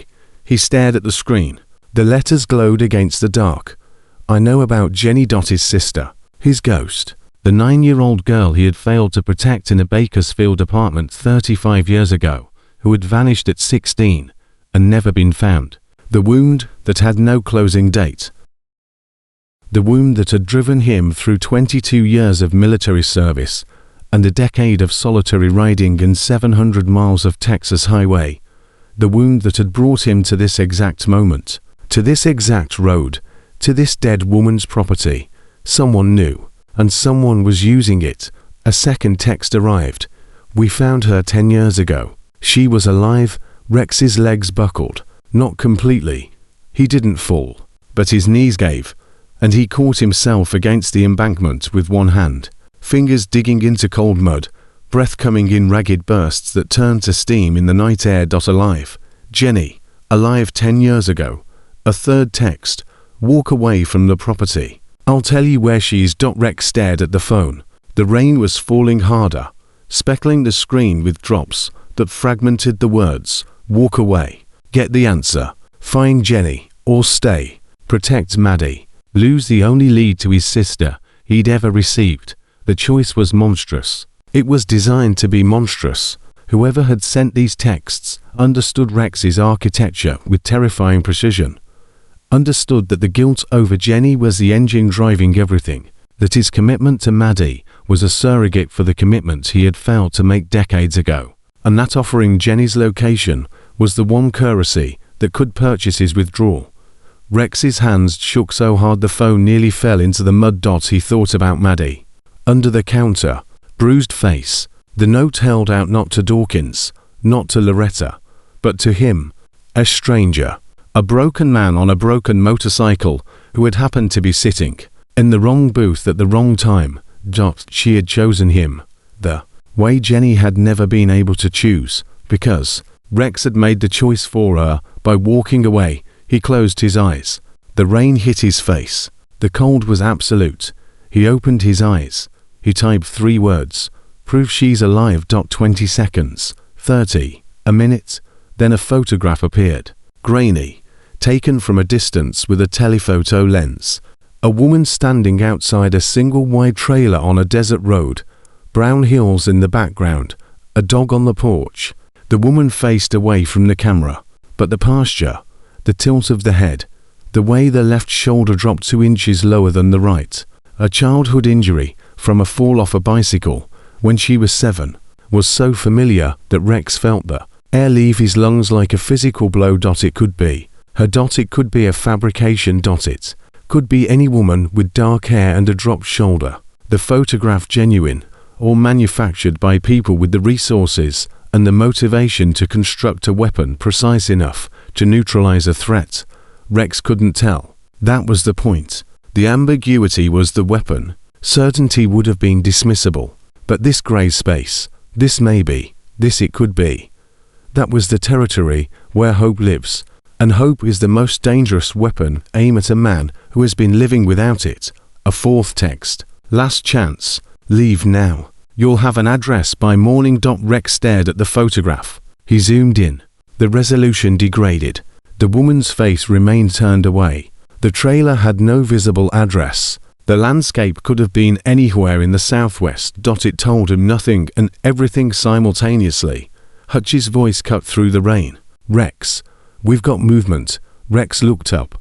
Headlights on the main road. Not one vehicle. Two, moving fast, heading toward the property access road. That's not the police, Hutch said. Wrong direction. Police would come from Amarillo. These are coming from the east. Rex shoved the phone into his pocket. The photograph, the maybe Jenny, the perhaps sister. The weapon disguised as an answer, disappeared into the darkness of leather and denim, and everything he was choosing to set aside. Not forever, not permanently, but right now. Positions, Rex said. The word came out differently than anything he'd spoken in years. It came from the Marine, from the sergeant who had led men through worse than this, from the architecture beneath the damage, the load-bearing structure that the dishonorable discharge and the failed searches and the decades of solitary riding had not demolished, because it was set deeper than any of those things, inscribed into the bedrock of who Rex Callahan was, before the world tried to unmake him. Drummond's truck was still blocking the access road. The approaching headlights slowed and stopped. Two vehicles, a white SUV and a dark sedan, idled on the far side of the blockade, their lights painting the rain in silver columns. A door opened on the SUV. A large man stepped out. Not fat, large. The proportional heaviness of someone who had been physically powerful in their youth and maintained enough of it to remain dangerous. Ranch jacket, work boots, an expression Rex recognized across 1,000 different contexts. The face of a man called to do a job who expected no interference. Move the truck, the man said. Drummond didn't move. He stood beside the F-50 with his prosthetic hand visible, his real hand in his jacket pocket, and the absolute stillness of a man who had lost that hand in Fallujah and had stopped being impressed by intimidation somewhere around his third surgery at Walter Reed. Private road, Drummond said. My road. I manage this property. Got a work order to clear the barn. Agricultural equipment. You're blocking lawful access. At 11 at night, Rex said, stepping from the darkness, in the rain, to move agricultural equipment. The large man's eyes found Rex. Calculated. Recalculated. Who the hell are you? Nobody. Just a man standing on a dirt road, wondering why a barn needs to be emptied at midnight before a search warrant arrives in the morning. The large man's face changed. Not dramatically, but enough. The mention of the warrant had landed. He hadn't expected anyone to know. He'd expected a dark road, an unlocked barn, a truck loaded and gone before dawn, simple, clean, the way it had been done before, because Rex was suddenly certain this was not the first time this man had been called to make evidence, disappear from this property. I don't know anything about a warrant, the large man said. I've got a work order signed by the property owner. The property owner is dead, Rex said. Patricia Harper died 4 months ago. The property is in probate. Nobody living can authorize access. From behind the large man, the sedan's door opened. A second figure emerged, smaller, faster, wearing a suit jacket that was already darkening with rain. Legal pasture. The pasture of someone accustomed to standing behind other people, while those other people did the visible work. This is private property, the suited figure said. You're trespassing. We're on a county maintenance road, Hutch said, appearing at Rex's right. Public land. You're welcome to check the plat maps. The suited figure hesitated. The large man looked back at him. Something passed between them. The unspoken communication of men who had done this before and were encountering, for the first time, resistance they hadn't prepared for. A radio crackled on Hutch's belt. One of the perimeter riders, Rex, second approach, east side. To more trucks. Rex looked at Hutch. Hutch looked at Rex. To more vehicles from a different direction. Derek hadn't sent two people to clear the barn. He'd sent a coordinated convoy. Multiple vehicles, multiple access points, all moving simultaneously. The kind of logistics that required planning, resources, and the experience of having executed this kind of operation before. This wasn't a panicked reaction. This was a protocol. A well-rehearsed contingency for the moment when the architecture of silence began to fail and the physical evidence needed to vanish before the law could reach it. Rex stepped close to the large man, close enough to smell the chewing tobacco on his breath. "You can move the truck," Rex said. "You can push past us. You can drive down to that barn and load up whatever Derek Harper is paying you to remove. But I want you to understand something clearly." He paused. "There's a warrant coming, and when it arrives, every vehicle that's been on this property tonight will be documented. Every license plate, every face, every boot print in that mud. And when the police open that barn and find it empty, they're going to want to know who emptied it. And Derek Harper is not going to protect you. He's going to protect himself. The way he always has. The way he protected himself when his wife found what's under that floor. The way he protected himself when she died." The large man's jaw worked. The rain ran down his face. Behind him, the suited figure had retreated one step. Just one, just a fraction. But Rex saw it. "I'm just here to move equipment," the large man said. But the conviction was a ruin. "No," Rex said. "You're not." The standoff held. The rain fell. The engines idled. And from the east, the sound of the two additional trucks grew louder, then stopped, blocked by the perimeter riders on the eastern axis. Decimal's voice came through the radio, tight and controlled. "Rex, Dawkins is 15 minutes out. He's got the warrant and he's bringing state CID, State Criminal Investigation Division, not local, not county, state-level investigators who operated outside the jurisdictional networks that Derek Harper had spent years cultivating and compromising." Rex looked at the large man. 15 minutes. "You can stand here in the rain, or you can get in your truck and drive away and pretend this night never happened. Your choice." The large man looked at the suited figure. The suited figure was already walking back to the sedan. The calculation was over. Whatever Derek was paying them wasn't worth the intersection of a state warrant and a barn full of evidence and a group of the eastern trucks pulled back as well, reversing down access roads they had never expected to find blocked. The property went dark again. Rex stood in the rain and felt the water running down his face and into his collar. He was shaking, not from cold, not from adrenaline, but from the phone in his pocket. The photograph, the maybe Jenny, the weapon that hadn't worked but hadn't stopped existing either. The offer was still there. The possibility that his sister was alive and findable was pressing against his thigh like a grenade. With the pin half pulled, he had chosen Maddie. He had chosen the barn. He had chosen the war he was standing inside instead of the answer he had been chasing for 35 years. And he didn't know if it was the right choice. He didn't know that there was a right choice. Headlights appeared on the main highway. Red and blue flashes. Multiple vehicles.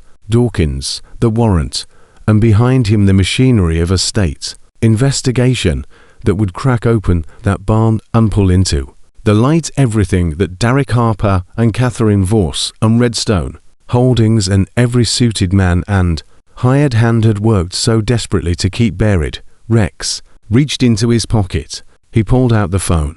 The photograph still on the screen. He stared at it for 3 seconds, then locked the screen and put it away. "Hutch," he said. His voice was raw, hoarse, the voice of a man who had just amputated something inside himself and was still standing. "Yeah, when this is over, when the barn is open and the girl is safe, I need Decimal to trace a phone number." Hutch looked at him, read something in Rex's face that he didn't ask about, because men like Hutch understood that some wounds were too deep to discuss on a roadside in the rain, and that the act of not asking was sometimes the most generous thing one broken man could do for another. "Done," Hutch said.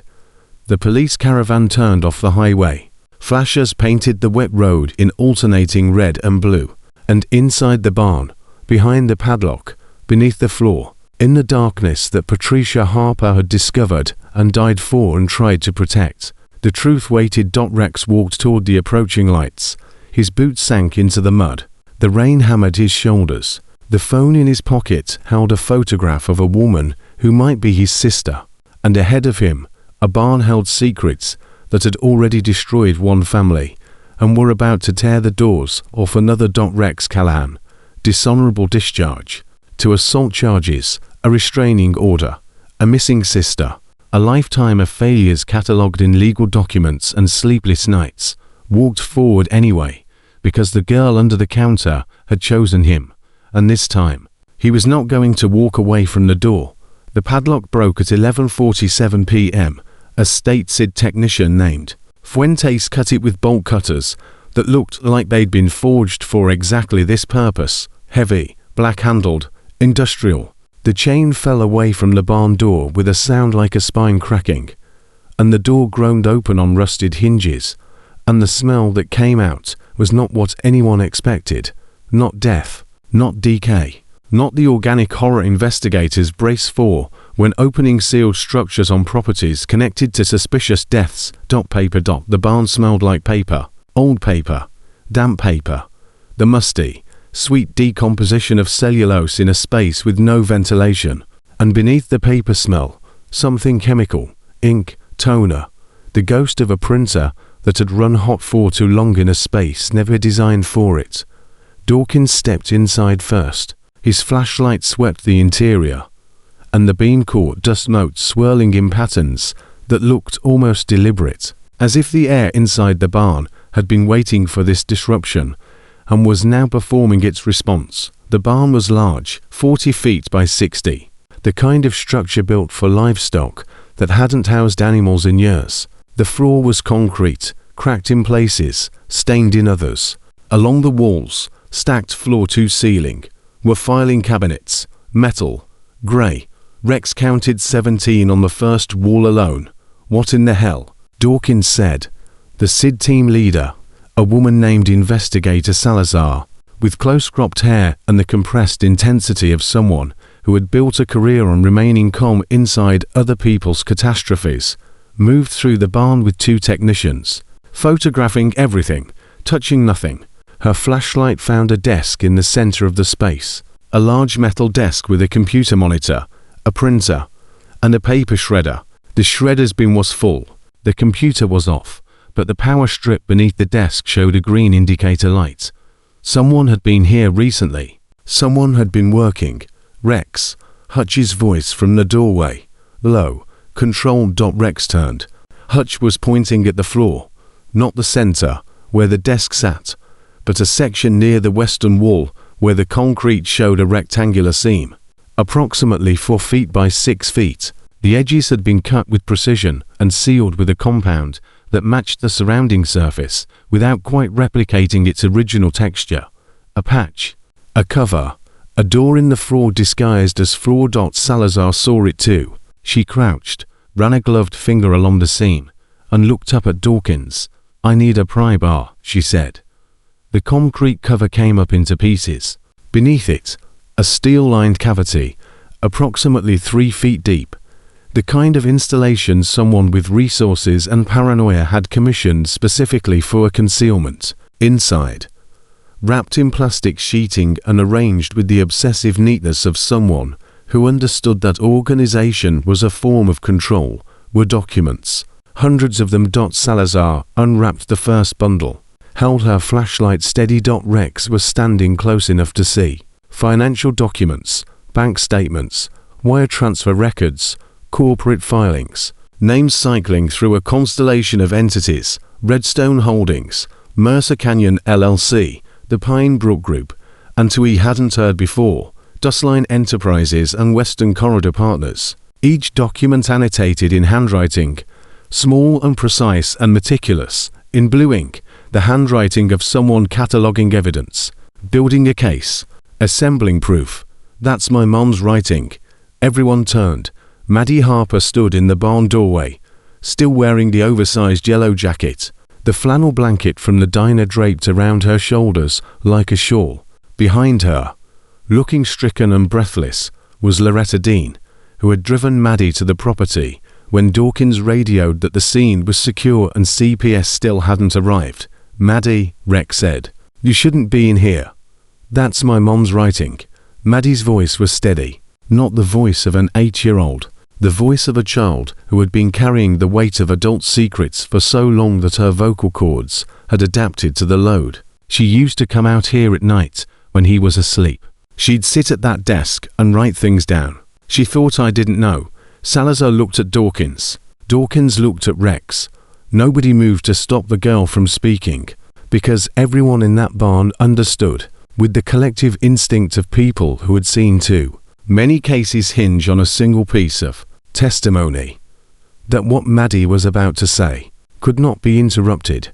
She found the papers. When she was cleaning, Maddie said, they were in the house first, in his office. He had a safe. Mom figured out the combination because he used my birthday. She said that was the only real thing he ever used me for. Maddie paused. She found out the money wasn't real. Not real like from real work. He was moving it from people into companies that didn't exist. And some of the people, Mom said some of the people were from the county. People who were supposed to be protecting other people.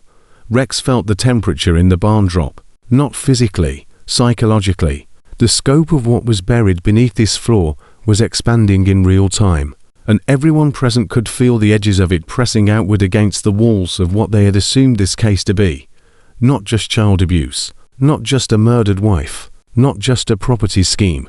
Corruption, systemic, institutional, the kind that doesn't survive exposure, because its survival depends on the silence of every person embedded within it.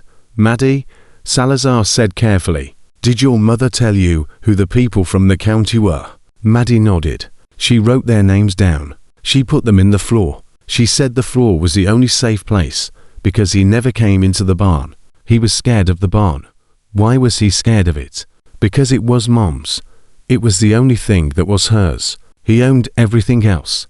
But he couldn't own the barn, because Grandma left it to Mom, and Mom put it in a special paper, so he couldn't take it. The will that left the barn parcel to Margaret Dawson. Patricia hadn't just been protecting property. She'd been protecting evidence. The evidence assembled in these filing cabinets, catalogued in this handwriting, sealed beneath this floor. Evidence that could dismantle everything Derek Harper had built. And then Derek had killed her. Rex stepped outside. He needed air. The rain hit his face, and he stood in it and let it do what rain does, because he couldn't process what was inside that barn while standing inside it. The scope was too vast. The walls were too close. The full dimensions of what Patricia Harper had discovered and documented and died for were too enormous for a space that size. Hutch followed him out. How deep does this go? Hutch asked. Deep enough that a Dallas lawyer drove 90 miles an hour to stop a search. Deep enough that they sent a convoy to empty the barn at midnight. Deep enough that county officials are named in those documents, which means the local system is compromised. Hutch smoked, the cherry flaring in the dark. Dawkins might be clean. He seems clean, but his chain of command might not be. If the sheriff's department has people in Derek's network, then the evidence disappears through a different door. Legal this time. Chain of custody errors. Warrants challenged on technicalities. Vorse. They stood in the rain. And the weight of it, not the water, but the understanding, pressed down on both of them, with the force of something geological. Salazar emerged from the barn, carrying a clear evidence bag. She walked to Dawkins' cruiser, where the overhead light was on. Rex and Hutch followed. Initial assessment, Salazar said, laying the bag on the hood. What we're looking at is a comprehensive financial audit compiled by Patricia Harper over approximately 18 months. She documented a network of shell companies used to launder money through fraudulent real estate transactions in Potter and Randall counties. The money originated from embezzled county infrastructure funds, road contracts, utility projects, public works allocations. How much? Dawkins asked. Based on what I've seen. and we're maybe 10% through the material, somewhere between $4 and $7 million. She paused. The recipients include at least 3 county officials, 2 members of the local judiciary, and a significant number of transactions routed through Homan, Vorse, and Kendrick. Catherine Vorse, Rex said.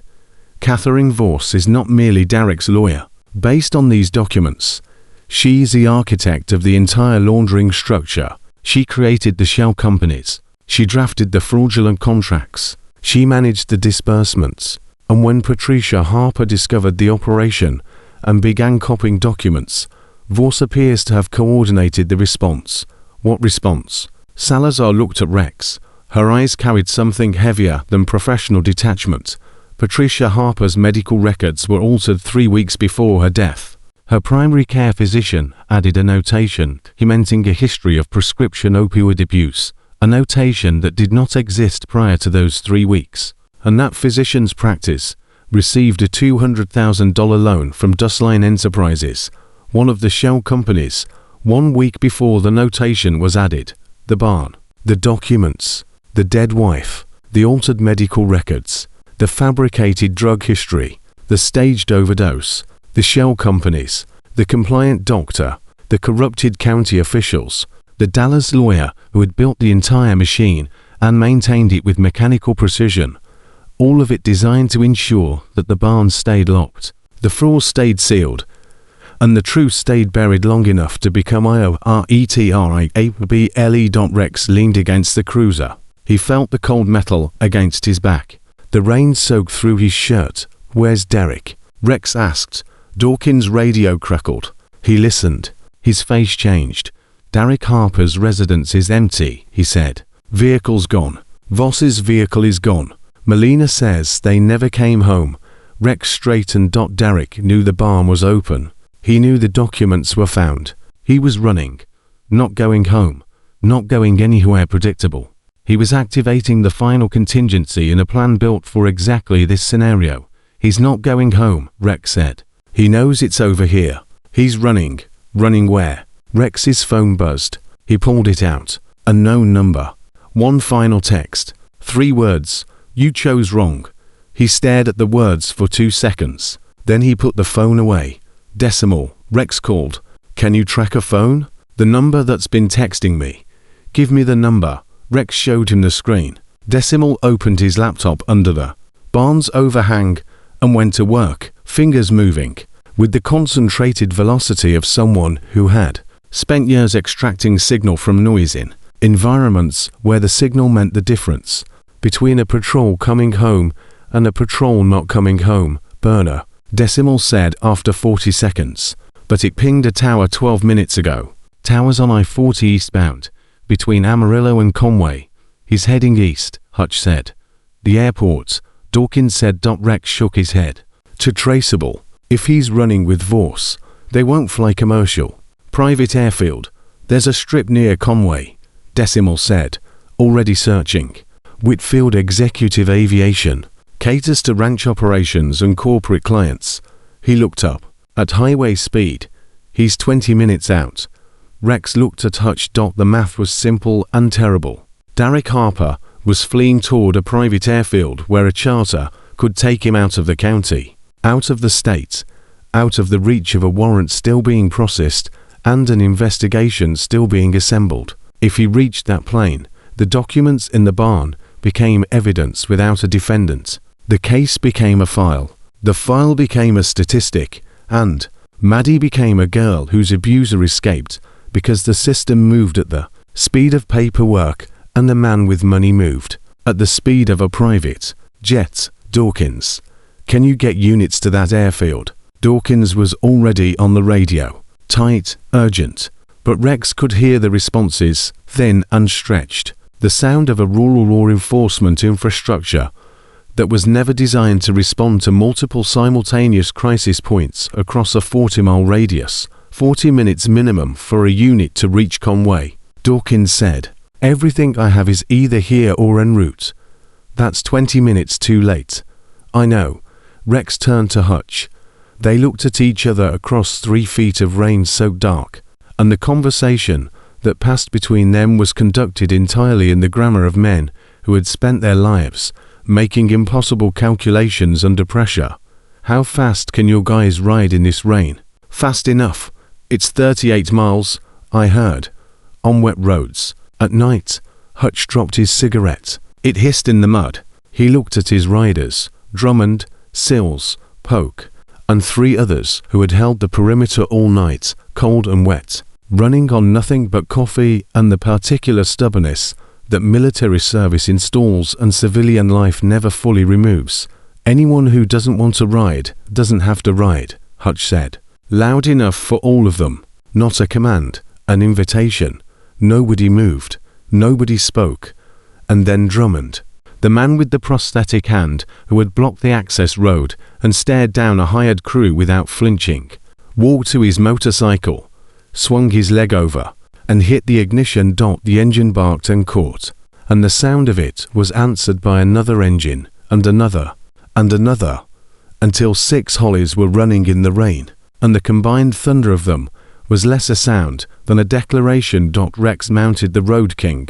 3rd kick. The engine settled into its low, obstinate rumble, a machine that refused to die, carrying a man who refused to quit. He looked back at the barn one final time. Maddie was standing in the doorway. Loretta had a hand on her shoulder. The girl's face was visible in the interior light, pale, bruised, but the eyes were different now. The 1,000-yard stare was gone. In its place was something Rex had seen only once before, in the faces of survivors being extracted from a collapsed building in Kandahar. Not hope. Not yet.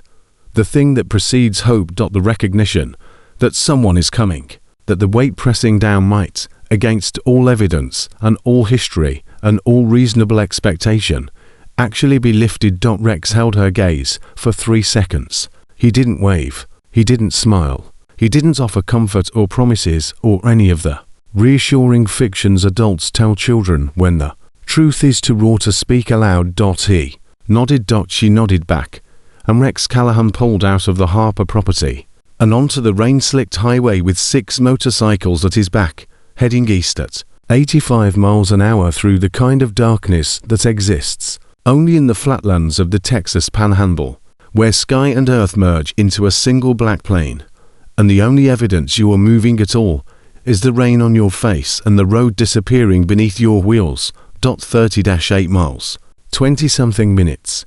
The rain was relentless, driven sideways off the Panhandle by a wind that had nothing to slow it between the Rockies and the Mississippi. It struck Rex's face like thrown gravel. His hands were numb. His eyes burned.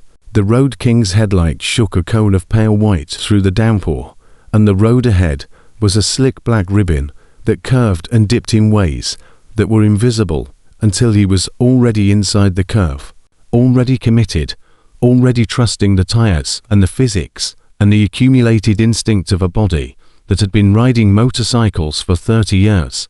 Hutch rode on his left, Drummond on his right. The formation was tighter than safety dictated, tighter than any manual would recommend in wet conditions at night.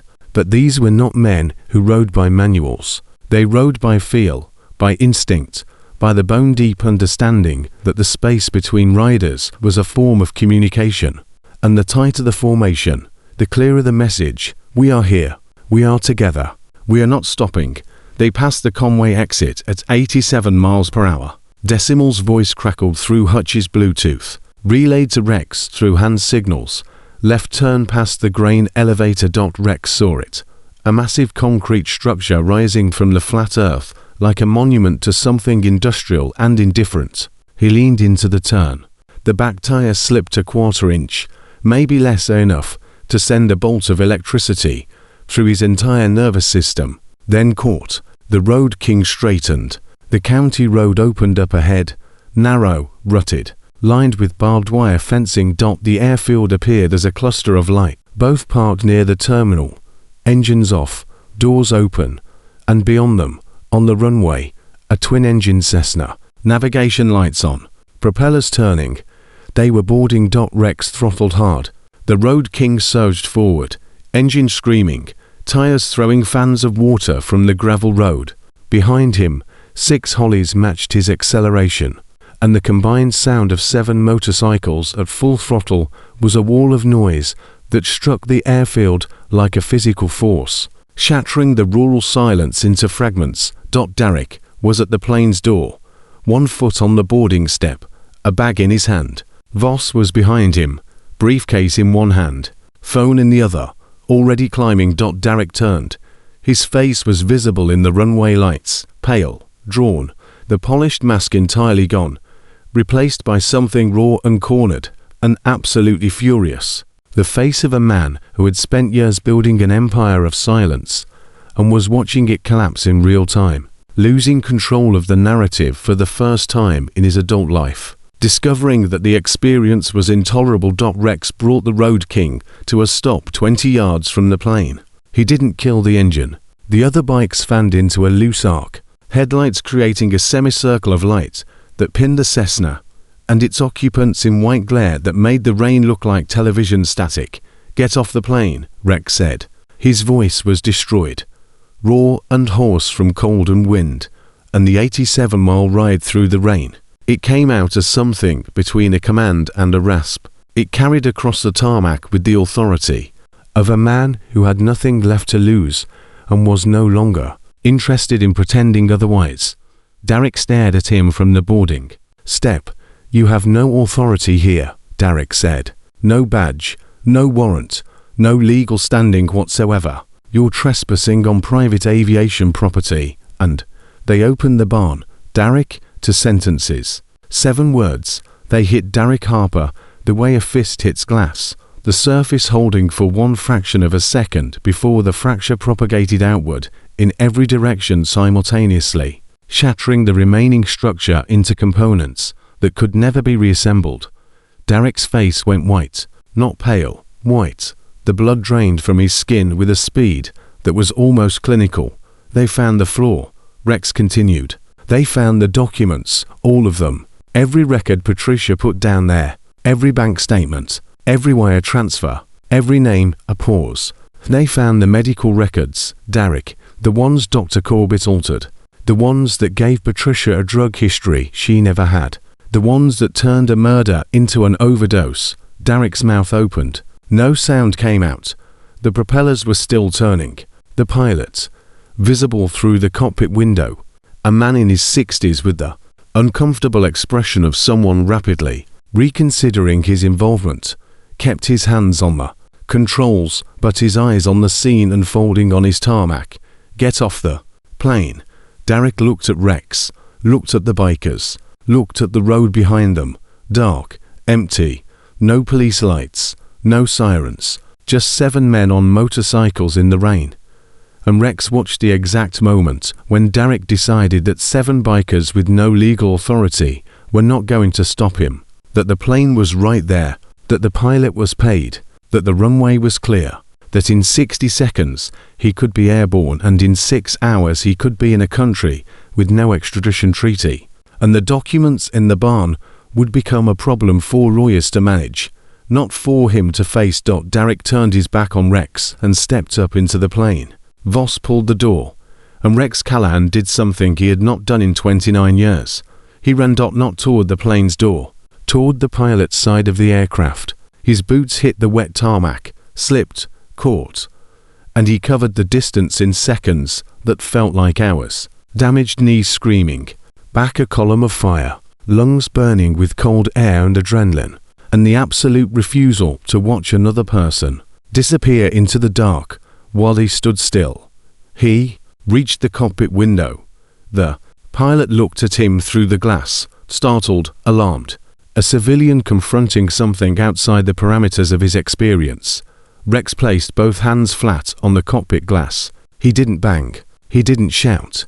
He pressed his palms against the window and looked at the pilot with every ounce of intensity that 51 years of damage and discipline and desperate purpose could concentrate into a single gaze.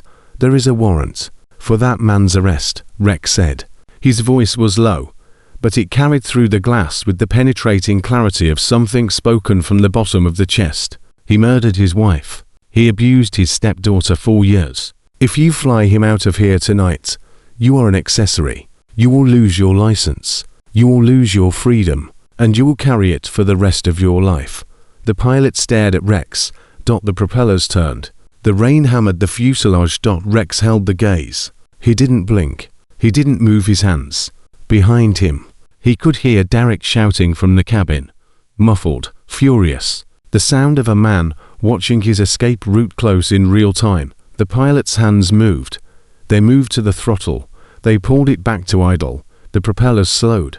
The engine note dropped from a whine to a hum to a mutter.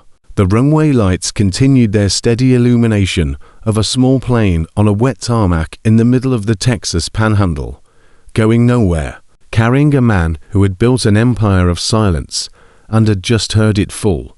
From inside the cabin, Derek's voice, stripped of every performance, every mask, every calibrated tone, screamed a single word that echoed across the airfield and was swallowed by the rain. And then, sirens. Distant at first, then closer, then multiplying. The cascading wail of multiple units converging from different directions, their flashes painting the low clouds in alternating pulses that made the night sky look like it was bleeding. Dawkins, State, Sid, Potter County units finally mobilized, arriving 20 minutes late and finding the situation held. Not by badges, not by warrants, not by the system that was supposed to protect 8-year-old girls from men with cold eyes and perfect paperwork. By 7 motorcycles in the rain, and a man with his palms pressed against a cockpit window, and a pilot who had looked into a stranger's eyes and made a choice. Rex stepped back from the plane. His hands left prints on the glass. To palm prints already dissolving in the rain, already disappearing the way everything disappears when the storm finally passes. The cruisers pulled onto the tarmac. Doors opened. Officers moved toward the plane with organized urgency, briefed during the drive, fully aware of the scope of what they were walking into. Derek Harper was removed from the aircraft in handcuffs. He did not go quietly. He fought not with his body, but with his voice, deploying the weaponized vocabulary of a man who had spent his adult life using language as an instrument of control, and couldn't stop reaching for it even when the words had lost all power. Catherine Voss was removed second. She was silent. Her face was a mask, but her eyes, Rex watched her eyes as they put her in the back of a cruiser, were still calculating, still looking for the angle, the procedural flaw, the technicality that might unravel the case from the inside. She was not defeated. She was regrouping. Rex stood in the rain and watched the cruisers pull away. The flashes reflected in long red and blue streaks across the wet tarmac. The Cessna's propellers had stopped. The pilot sat in the cockpit with his head in his hands. The airfield was quiet. Hutch appeared beside Rex. He lit a cigarette. The flame trembled. "It's over," Hutch said. Rex shook his head. The rain ran down his face.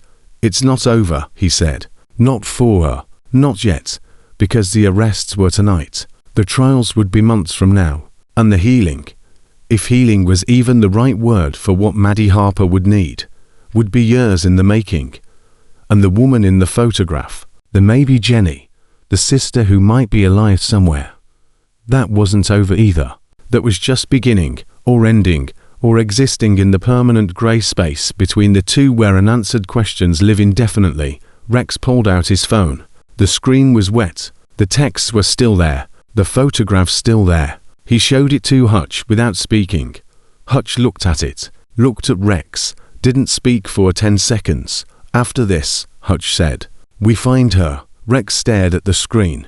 "The woman, the trailer, the dropped shoulder." "Yeah," Rex said. The rain kept falling. "Somewhere west, in a barn on a dead woman's property." Investigators were pulling documents from a hole in the floor that a murdered woman had filled with the truth. Somewhere east, in a police cruiser heading toward a station, a man with cold eyes sat in handcuffs and stared at the seat in front of him and understood, perhaps for the first time, that the silence he had purchased and weaponized 4 years had just been broken by an 8-year-old girl with a pencil and a piece of notebook paper.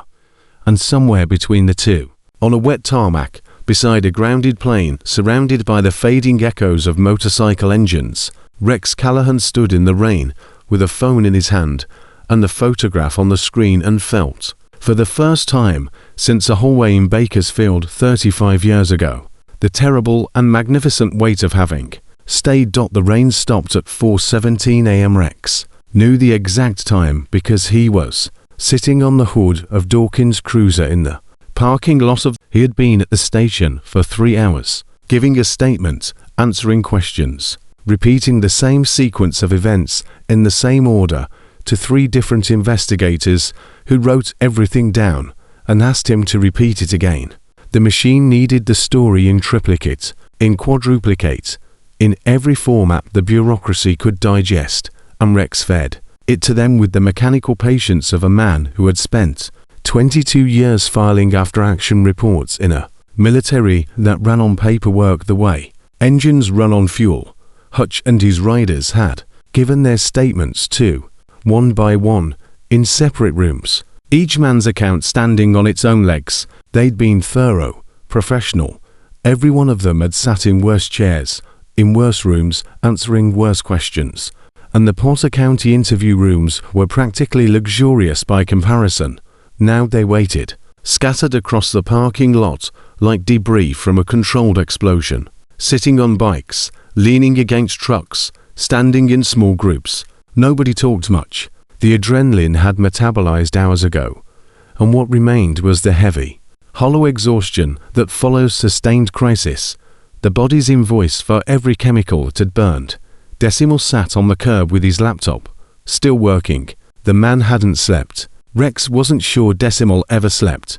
And right now, that perpetual focus was directed at the phone number that had sent the texts about Jenny. Rex hadn't told anyone else. Only Hutch. The photograph of the woman, the maybe Jenny, sat in his phone, a splinter beneath the skin, too deep to extract, too present to ignore. Every time he closed his eyes, he saw the dropped shoulder, the trailer, the dog on the porch, the face turned away, a face that could belong to his sister, or to a stranger, or to a fabrication constructed by people who understood that hope, properly weaponized, is more dangerous than fear. The station's front door opened. Dawkins stepped out. He looked like a man who had aged 5 years in a single night. Rex slid off the hood. His back announced its displeasure, with a series of pops that sounded like someone stepping on bubble wrap. CPS is here, Dawkins said. They've arranged a temporary placement for Maddie, emergency foster care. But the aunt, Margaret Dawson in Albuquerque, she's been contacted. She's driving. Should be here by tomorrow afternoon. The Aunt Patricia left the barn too. Yes. Turns out Margaret filed a report with Albuquerque PD 8 months ago. Said she believed her sister was in danger. Said Derek was isolating Patricia from her family. She requested a welfare check. The responding officer here in Potter County closed the case after speaking with Derek. Rex said nothing. He didn't need to. One of the names in the documents, Dawkins said quietly. The muscles in his jaw worked. A man processing the realization that the system he had served for 22 years had been corrupted from within. That officers he had worked beside, judges he had appeared before, might be embedded in the architecture that had imprisoned a woman and her daughter, and ultimately killed the woman. How many names? Rex asked. Salazar's team has identified 11 so far. 3 county officials, a judge, 2 law enforcement officers, the doctor who altered the medical records, and 4 business associates who received laundered funds through the shell companies. A pause. It's going to get very ugly. The state attorney general's office is already involved. The FBI may come in on the financial fraud. This is bigger than one county can handle. Rex nodded. The machine would do what the machine did, slowly, imperfectly, with the grinding inevitability of a process designed to move at the speed of caution rather than the speed of justice. But the barn was open. The floor was exposed. The dead woman's evidence was in the hands of people who hadn't been purchased. Can I see her? Rex asked. Maddie? Yeah. Dawkins let him inside. The station smelled like every police station Rex had ever been in.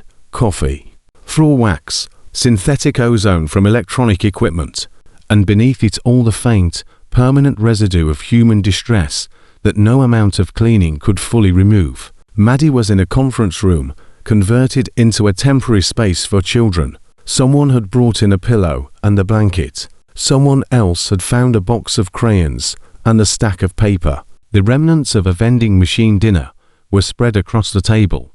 Loretta sat beside Maddie, one hand resting on the table near the girl's elbow. Close, but not touching.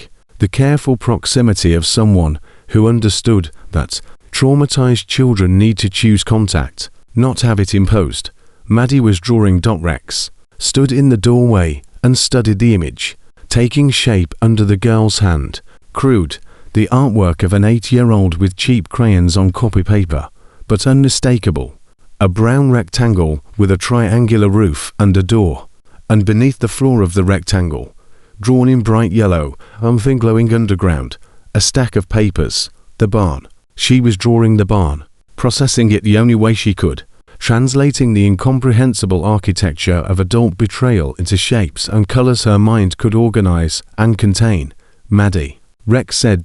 She looked up. The bruises on her face had darkened overnight, the ugly purple-green of contusions moving through their natural progression, the body's record of violence written in the language of damaged tissue.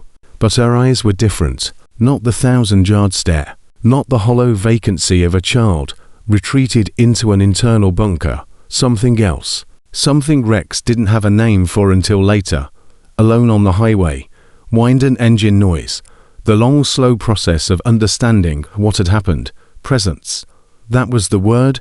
Maddie was present. She was in the room, in her body, in the moment. The bunker was still there. It would always be there, because that kind of defense system doesn't dismantle overnight. But the door was open. She had come out. Hey, she said. Hey. Rex sat across from her.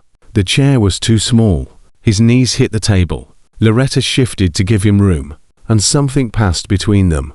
A look of shared exhaustion and shared purpose, and the unspoken understanding of two people who had been pulled into this child's orbit by forces neither had anticipated and neither could now walk away from. They said, "My aunt is coming," Maddie said. "She is. I haven't seen her since Mom's funeral. Derek wouldn't let her come to the house. He said she was a bad influence." Maddie paused. The yellow crayon in her hand hovered above the paper.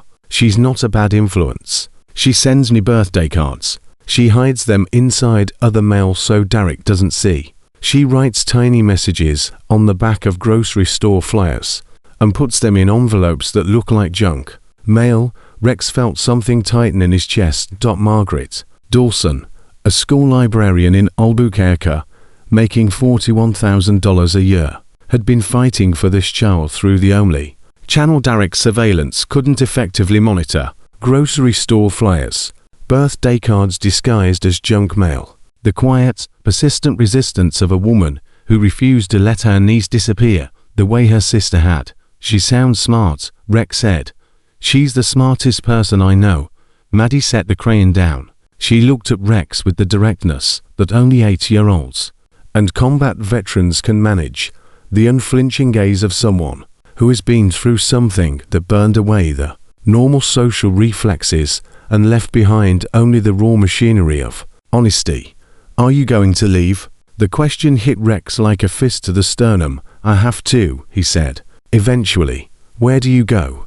"Wherever the road goes." Maddie considered this. She picked up a blue crayon and added something to her drawing. A horizontal line beneath the barn, a road, and on the road, a small shape that Rex recognized after a moment as a motorcycle. "Will you come back?" Rex looked at the drawing. The barn, the papers beneath the floor, the road, the motorcycle. An 8-year-old girl's schematic of the night her life changed, rendered in wax and pigment on 20-pound copy paper. "Yeah," he said. "I'll come back, promise." Rex didn't make promises. He had stopped making promises somewhere around his 3rd year in the course, when he learned that promises were a currency combat devalued faster than anything else on earth. You couldn't promise to come back. You couldn't promise it would be okay. You couldn't promise anything that depended on variables outside your control. But Maddie was looking at him, and her eyes were asking for something that had nothing to do with the literal meaning of the word promise, and everything to do with the thing behind it. The need to believe that the people who showed up in your worst moment would not disappear the way everyone else had disappeared. Promise, Rex said. Maddie nodded. She returned to her drawing, and Rex Callahan sat in a too small chair in a conference room at a Texas police station at 5 in the morning, watching a child process the worst night of her life through the medium of cheap crayons, and felt something shift in the tectonic plates beneath his own damage. Not resolution, not healing, not any of the clean therapeutic words people use to describe the process of putting yourself back together. Just a shift, a settling, the barely perceptible recalibration of weight distribution that happens when a structure that has been leaning for 35 years finally finds a point of contact that pushes it, not upright, not yet, but away from the angle of collapse. Decimal found Rex an hour later. The sun was coming up, the eastern sky over Amarillo at the horizon as deep orange and climbed through gold and yellow and pale green into a blue so clean it looked manufactured. Rex was standing in the parking lot holding a cup of station coffee that tasted like hot water filtered through a machine that had been disappointed by life, watching the sky change, feeling the first warmth of the day on his face. The phone number, Decimal said. He held out his laptop. The screen showed a diagram or lines connecting nodes, numbers linked to names linked to addresses. Burner phone, purchased in Amarillo 3 days ago. Cash transaction. But it was activated through a network that traces to a registered device. Whose device? Catherine Voss. Rex stared at the screen. The texts about Jenny, the photograph, the offer, the weapon designed to make him walk away, had all come from Voss. The lawyer had done her research, found Rex's vulnerability, and deployed it with the precision of someone who understood that every person has a structural weakness, and that structural weaknesses can be exploited by anyone with the resources and motivation to find them. The photograph, Rex said. Can you trace it? Already did. Decimal paused. It was taken 4 years ago, pulled from a real estate listing in Deming, New Mexico. The woman in the photo is the property's previous tenant. Her name is Rebecca Carmichael. She's 57 years old. He paused again. She's not your sister. Rex closed his eyes. The morning sun pressed against his eyelids. The warmth was almost painful. Not Jenny. The woman in the photograph was not Jenny. The dropped shoulder, the dark hair, the posture that had looked so familiar. Coincidence? Or manipulation? Or the human brain's desperate willingness to find what it needs in the ambiguous spaces between pixels? Rex. Decimal's voice was different. Now, quieter, careful. I kept looking. Rex opened his eyes. I ran Jenny Callahan through every database. I have access to military records, social security, DMV, census data, voter registration. Your sister didn't disappear completely. People rarely do. They leave traces. It just takes someone who knows where to look and has the patience to look long enough. Rex's hands were very still. I found a name change. Jennifer Callahan became Jennifer Marsh in 1998. She married a man named David Marsh in Flagstaff, Arizona. He was a carpenter. They had a daughter. Rex stopped breathing. Jennifer Marsh, your sister, died in 2014. Pancreatic cancer. She was 44. She's buried in Citizens Cemetery in Flagstaff. The parking lot was silent. The sun climbed. Somewhere inside the station a phone rang. Somewhere on the highway a truck downshifted. Somewhere in the sky a bird called out in the thin clear voice of early morning. Rex stood very still. Jenny was dead. She'd been dead for 12 years. She had married a carpenter and had a daughter and lived in Flagstaff and died of cancer at 44. She had built a life, not a perfect life. Rex didn't know the details, didn't know if the damage from Bakersfield had followed her the way his own had followed him, but a life, a name change, a husband, a child, a grave in a cemetery in a city with mountains and pine trees, an air that smelled like something other than the Central Valley. She had escaped, she had survived, and she had died without knowing that her brother had spent 35 years looking for her. The daughter, Rex said. His voice was unrecognizable, stripped to components, sounds assembled into words by a mechanism operating on reserve power. Her name is Sophie. She's 24. She lives in Flagstaff. She works at a veterinary clinic. Rex pressed both hands against his face. The calluses on his palms scraped against the stubble on his cheeks. He breathed. 4 counts in, 4 counts out. The only tool he had. "Thank you," he said. Decimal closed the laptop. He stood there for a moment, awkward, uncertain, a man more fluent in databases than in the grammar of human grief. Then he put a hand on Rex's shoulder, squeezed once, and walked away. Rex stood in the parking lot alone and watched the sun finish, rising over Amarillo, and thought about a grave in Flagstaff and a veterinary clinic and a 24-year-old woman named Sophie who had Jenny's blood and who existed in the world right now, breathing, living, working, not knowing that an uncle she had never met was standing in a Texas parking lot at 6 in the morning learning that she was real. Hutch found him 20 minutes later. The riders were packed and ready. The iron horses were heading back to Lubbock, the road calling the way it's always called. Men who had been trained to move and couldn't stand still for too long without feeling the walls close in. "You good?" Hutch asked. "No," Rex said. "But I'm standing." Hutch nodded. Among men like them, standing was the minimum viable definition of functional, and functional was all anyone had the right to expect. "Decimal told me," Hutch said. "About your sister, about the daughter." Rex said nothing. "When you're ready," Hutch said. "Flagstaff is a day's ride, and you don't have to make it alone." Rex looked at Hutch, looked at the riders behind him. Drummond checking his prosthetic hand's wrist joints, Sills adjusting his saddlebags, Poke sitting on his bike with his eyes closed, face turned toward the sun, Decimal packing his armored laptop bag. 3 others Rex had barely spoken to all night, but who had blocked roads, held positions, and frozen in the rain without being asked, because a man they barely knew had needed them. These men were not his friends, not his club, not his family in any typical definition of the word, but they had stayed. They had ridden 38 miles through rain and darkness to stop a plane. They had stood between a child and the machinery designed to destroy her. They had given their names and statements and time and warmth to a fight that wasn't theirs, because somewhere inside the accumulated damage of their own lives, there was still a functioning component that responded to the signal of someone in need. "Thank you," Rex said. He said it to Hutch. He meant it for all of them. Hutch extended his hand. Rex took it. 3 seconds. It communicated more than either man would ever articulate out loud. The iron horses pulled out in formation. 7 bikes, 7 engines. The sound rose, and then faded, rolling west across the flat Texas morning, and running in reverse.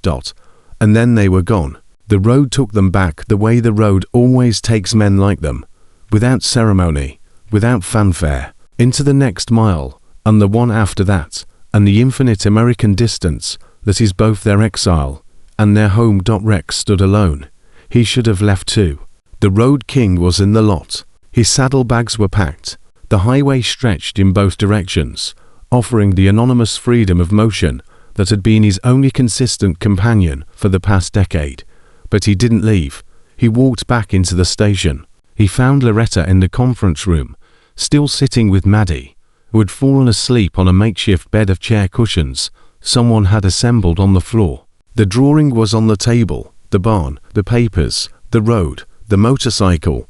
Next to it was a second drawing that Maddie had made before falling asleep. It showed a building with a counter, a figure in a corner booth, a smaller figure hiding beneath the counter, and between them, drawn in red crayon with the heavy, deliberate pressure of a child who needed the line to mean something, a connection, not quite a line, not quite an arrow, something more abstract, a shape bridging the space between the figure in the booth and the figure under the counter, a color that stood out against everything else, like a signal fire in the dark. Rex picked up the drawing. He held it carefully, the way you hold something that weighs nothing and means everything. Loretta looked at him. Her eyes were red-rimmed.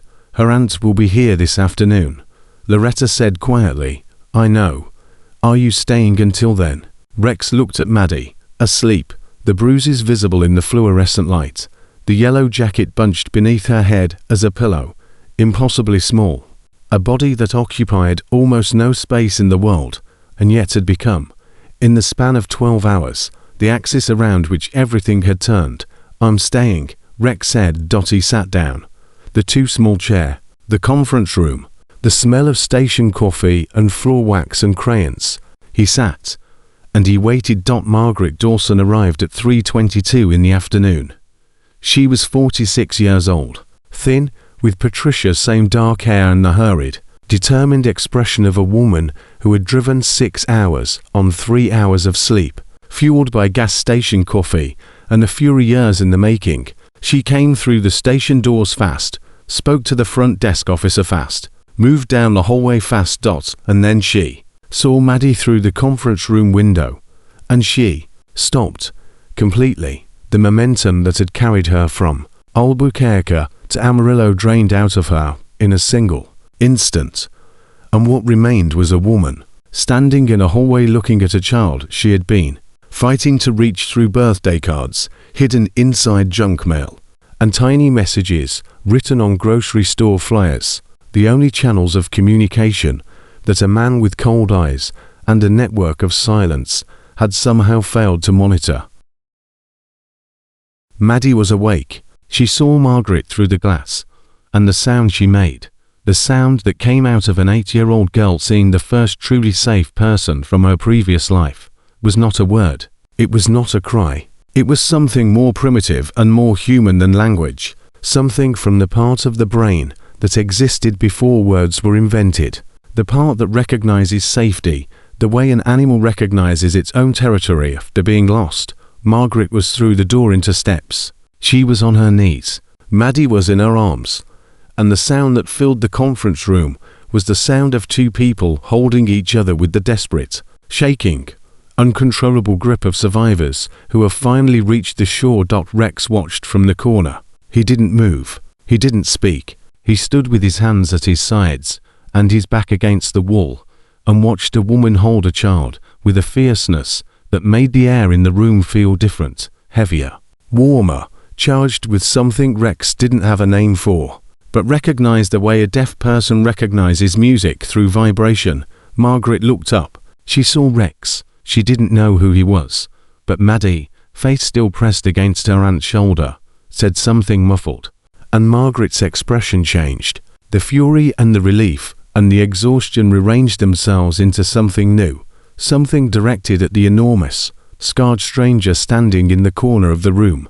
"You're him," Margaret said. "You're the one who stayed." Rex didn't answer. He didn't need to. The answer was in the room, in the drawing on the table, in the red crayon line, connecting the figure in the booth to the figure under the counter, in the 12 hours that had elapsed since a child crawled through a diner door and a man set down his coffee, and everything that followed, the barn, the documents, the rain, the airfield, the plane that didn't take off, the network that collapsed, the truth that surfaced. All of it had flowed from that single moment of collision between two broken trajectories in a dying roadside diner on Route 66. "Thank you," Margaret said. Simple words. The weight of everything that couldn't be said carried inside them. Rex nodded. He looked at Maddie one more time. The girl's face was hidden against Margaret's shoulder, but one eye was visible, open, watching Rex with the attentive focus of a child who had learned to observe people carefully because her survival had depended on it. Rex lifted one hand. Not a wave, an acknowledgement, a gesture that said, "I see you and you see me, and what happened between us will not be undone by distance or time or any of the other forces that separate people from each other." Maddie lifted one small hand from Margaret's back, held it up, same gesture, mirror image. Rex turned and walked out. He didn't leave immediately. He sat on the Road King for 10 minutes. He pulled out his phone. He looked at the photograph of Rebecca Carmichael, the woman from Deming, New Mexico, not Jenny. He deleted it. The ghost in the photograph vanished. In its place was the information Decimal had given him: a name, a city, a cemetery, a daughter. Jennifer Marsh, Flagstaff, Citizen Cemetery. Sophie.Rex opened the map application. He typed the address of the veterinary clinic in Flagstaff. The route appeared. 645 miles. 9 hours and 22 minutes by car. Longer on a motorcycle. Longer still on a 2003 Road King that burned oil and complained above 60. He stared at the blue line cutting across the map through New Mexico and into Arizona. Through desert and mountain and the high country of the Colorado Plateau where the air thinned and the pine trees started and the world looked different than the flat Texas nothing he'd been riding through for 3 days. He would go. Not today, maybe not tomorrow, but he would go to Flagstaff, and he would find Citizen's Cemetery, and he would stand in front of Jenny's grave and say the things he should have said 35 years ago at Hawaii in Bakersfield. And then he would find the veterinary clinic, and he would walk in, and he would see a 24-year-old woman who had Jenny's blood. And whatever happened after that would happen. But first Rex started the Road King. Third kick. The engine caught. The sound filled the parking lot. Not loud, not aggressive, just steady and constant. The heartbeat of a machine carrying a man who had finally stopped running from the thing that had been chasing him. He rode west. Not far. 6 miles. Back to Route 66. Back to the Broken Wheel Diner. The diner was closed. Loretta had been at the station all night, and the closed sign hung crooked in the window. But the door was unlocked, because this was rural Texas, and some habits outlive their logic. Rex pushed through and stood in the empty room, and breathed the smell of old coffee and bacon grease and floor cleaner, and looked at the counter where 12 hours ago a girl had hidden, and a man had stood up, and the entire fragile machinery of 2 lives had mached like gears, engaging for the first time. The booth where he'd been sitting was empty. His coffee cup was still there. Loretta hadn't cleared it. Cold, a thin film floating on the surface. The cup that Rex Callahan had never finished because an 8-year-old girl with bruises on her face had slipped through a door and whispered 5 words that rearranged the architecture of everything. Rex picked up the cup. He looked at it for a long time. Then he carried it behind the counter and placed it on the shelf beside the coffee machine. Not hidden, not displayed, just present. A cup of cold coffee in a diner on Route 66. A marker, a monument to the moment a man stopped minding his own business and started minding the business of staying. He left a $100 bill on the counter for Loretta. No note. He didn't need one. He walked outside. The October afternoon was warm. Warmer than it had any right to be after the previous night's rain. As if the weather itself had exhausted its hostility and was offering a temporary ceasefire. The parking lot was empty except for the Road King. The highway stretched in both directions, west toward Albuquerque and the mountains, east toward Amarillo and the flatlands. Rex mounted the bike. The engine was still warm.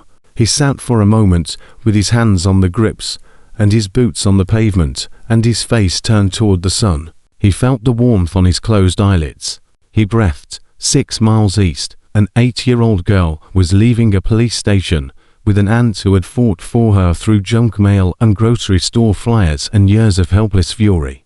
A woman who understood that healing was not a destination but a direction, and that the only thing it required was someone who refused to leave in a county jail. Derek Harper sat in a cell and stared at a wall and understood, with the cold clarity of a man whose calculations had finally failed, that the architecture of silence he had spent years constructing had been demolished by a child with a pencil and a stranger who wouldn't sit down.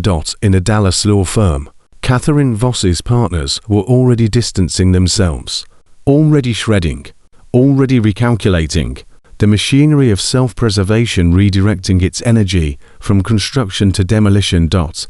And in a closed diner on Route 66, a cup of cold coffee sat on a shelf beside a coffee machine, quiet, unremarkable, holding its place the way old buildings hold their stories, not loudly, not proudly, but in the grain of the wood and the crack of the laminate and the stain on the floor where a child's sneakers had scuffed the linoleum as she crawled toward the only shelter she could find. Rex opened his eyes. He looked at the highway, west, toward New Mexico, toward Arizona, toward Flagstaff, toward a cemetery and a veterinary clinic, and a 24-year-old woman who was the last living piece of the sister he had lost and the life he had failed to protect. He kicked the Road King into gear. The engine found its rhythm. The tires found the road. The wind came through the open face of his helmet, warm now, carrying dust and sage and the faint smell of rain-washed earth, and the distance that was no longer empty, but full of something he couldn't name yet. The diner shrank in his mirrors.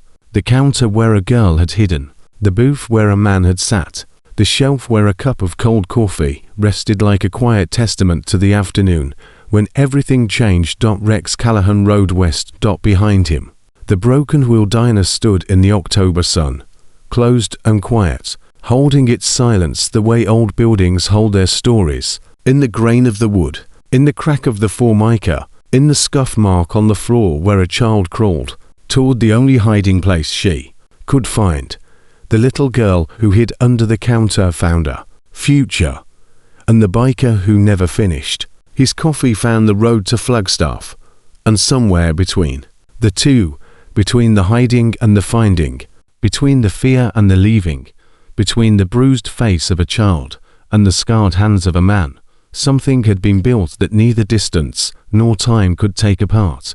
Not redemption. Redemption was too clean a word for something this rough, this real, this human. Something better, something true. The engine hummed. The highway opened. The sun moved west. And Rex Callahan followed it home.